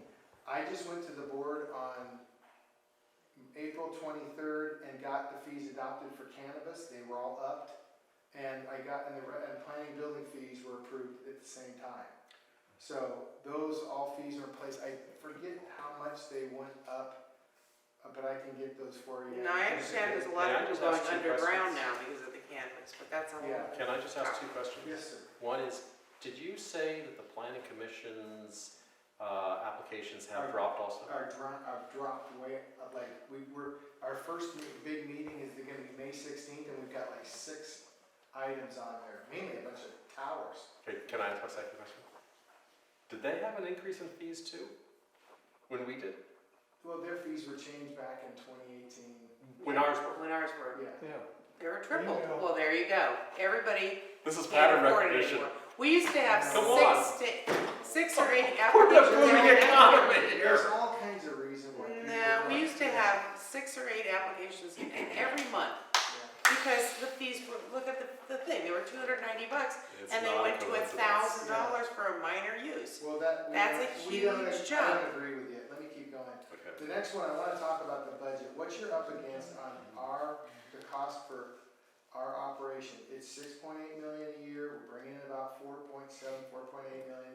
It's 2 million a year. I am never going to propose right now to drop any fees until I'm assured we're covering the time that it's taken to do stuff. One of the things that's causing, I will admit that maybe causing more time, we have a staff here in the county that's brand new. Except for Julia and Juliana, most everybody's been here a year or 2. So when you have a lot of turnover in your staff, things are not going to get done fast. And the ordinances we have here are not the easiest to do. I mean, not that you can't figure it out, but it takes you a while. It takes you a couple of years, 2-3 years, till your planners and everybody go, oh, okay, yeah, Town of Mendocino's got this. I got to go through this process. It takes them some time for us to show them where the format staff report is, how the noticing goes out, when the staff reports have to queue up into the system so they can be approved to go. It's not. I wish it was a really simple process. It's I'm not. sorry, but I got stuck back when you said we're not going to reduce the fees. I thought we had already talked about I'm not. signs, if there's less I'm not Work. going to right now. You're not going to, I'm not- okay, I'm not there you go, going for the to- record. I'm not gonna propose fees be reduced, I just got them approved. If you have the authority to reduce fees, that's board of supervisors. I can propose them to be lowered. But he's not, But he's not going gonna to. propose it. No. He's not gonna. Because He told us after he's I not gonna. No, because He's after not I gonna- studied all the All right, I time, got stuck there, for but my yeah, first okay, 8 I months got of it. being here, when I studied the time it's taking, we're spending more time. So until I can get the staff to actually lower the time it takes to get projects through the process, I'm not gonna propose to lower the fees. We're being subsidized, they call it net county cost, $2.5 million. What, how much net taxes the county gets? The county's getting $2 million a year in net tax, just from Mendocino. And again, That's $2 million, that should cover, and again, One I more would. it's being spent in If Ukiah. I could speak, I thought this was director's report. Yeah. Or if you want to get, Go ahead. I'd be happy to No, discuss about it Keep going, later. never mind. The fees, so anyway, the fees went April 23rd, the budget goes on the 4th and 5th. If you want to discuss with the board, you should go. You should tell Ted what your desires are. The next thing is on Macs, maybe you want to talk to Ted about setting up a Mac. Again, if you want to know the policy and how you do it is right on the website. So we've already made the model, we made the model 8 years ago with David Colfax as supervisor. Okay. So anyway, and then, let's see, one thing I wanted to bring up with repainting, we did have an example here. I just want to show it to you, just so you don't think the staff is doing nothing. But they do, this was, somebody came in with the color that their building was and the shade they're going to put it in. It's almost exactly the same shade. So we already are doing that. She's already, I confirmed that with signed copies, as long as the signed copy is the same, she's, Sign color. no, the signed copy, not the color of the building. You're approving that ministerially at the counter. When the colors haven't changed, they keep coming. No, not the color of the building, on signed copy. When a sign color remains the same, Same. but the copy changes, we approve that across the counter without a fee. Without a fee. So because there was some confusion here, like we're charging them, we're not. So, and then lastly, I really think we gotta keep communicating. I think there's a communication problem. I think there's multiple voices. I think it's back to this thing I think people get certain things. I'm not saying you're wrong, Ed or Lee, but there's lots of discussions going around, and I don't think any of us get a chance to really sit down and go, what's really happening? There's a bunch of different voices, and to me, it's just confusion. And we never can quite get to the issue. I'm committed to communicating with all of you. I am running back-to-back meetings, but I will try to return the call as quick as I can. Best if I give you my cell phone. I always have it with me if there's an emergency or something. Or Julia or Juliana for right now. Please help me find a manager for the coastal office. I think that we can all work together to train and help with this board and everything on the coast. I think that will make our process better. So again, I'm open to looking at the fees. I'm not saying I'll never look at the fees. It's just from right now, when I look at the time it's taken them to get something done and what our overhead costs are to keep them, I just feel like this entire meeting we've been talking about reducing the time. We made the signs a consent item. Consent We're wasn't reducing good. it up. We don't need the consent fat calendar packet was on the never whole. going to save you any money. Well, we didn't know that. It But wasn't good. if It we just don't needed- need the whole packet of the whole building on where there's been an existing sign. And Dan's gonna come over, and we're gonna sit down with Dan, and we're Okay. gonna look at the All staff right. reports. Okay. And guys. Because we want to see more applications. I know at least 3 businesses that want signs. And they'd be happy to pay their $290, but they can't pay the $680 And believe me, there'll be nothing more. plus the I'd sign. love to announce to the board, I wanna come forward, because we've reduced we've done an efficiency over here on the coast. Yeah, that'd be It'd great. be great if it was you or one of these coastal development permits, because they are expensive. Yeah. Can we get it? I know that particular fee structure was, when it first came out, I think there's been some modifications with that. Can we get a copy of what the current fees are? I The guess current so. fees are posted on the website. They are? On which website?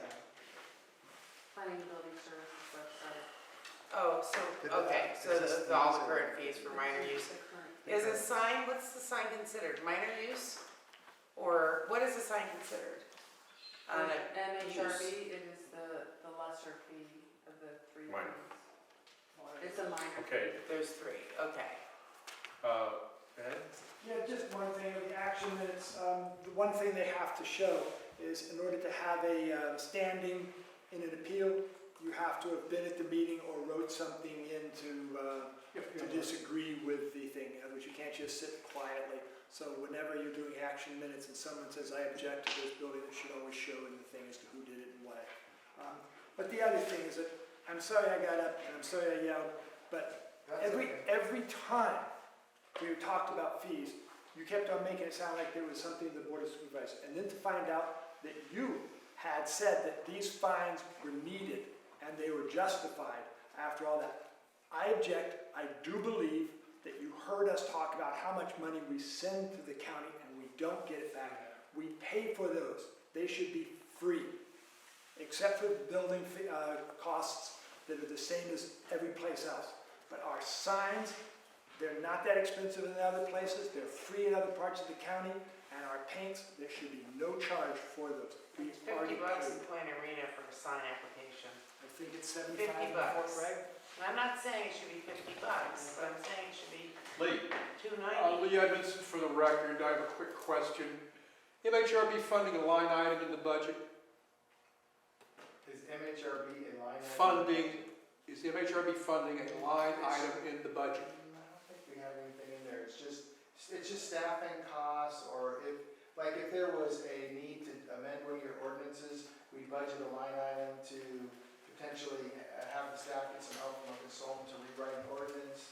That's when you would show up. Renting this room and staff time to attend MHRB meetings is I not a don't- line item. Is it? Oh, I'm sorry, Chair. See? I know, he's very seductive. He's very true. You're all It's why I You never put finished. words in my mouth. It's why I never finished junior high school and I never finished high school. What's that? It's why I never finished junior high school and I never finished high school. Okay.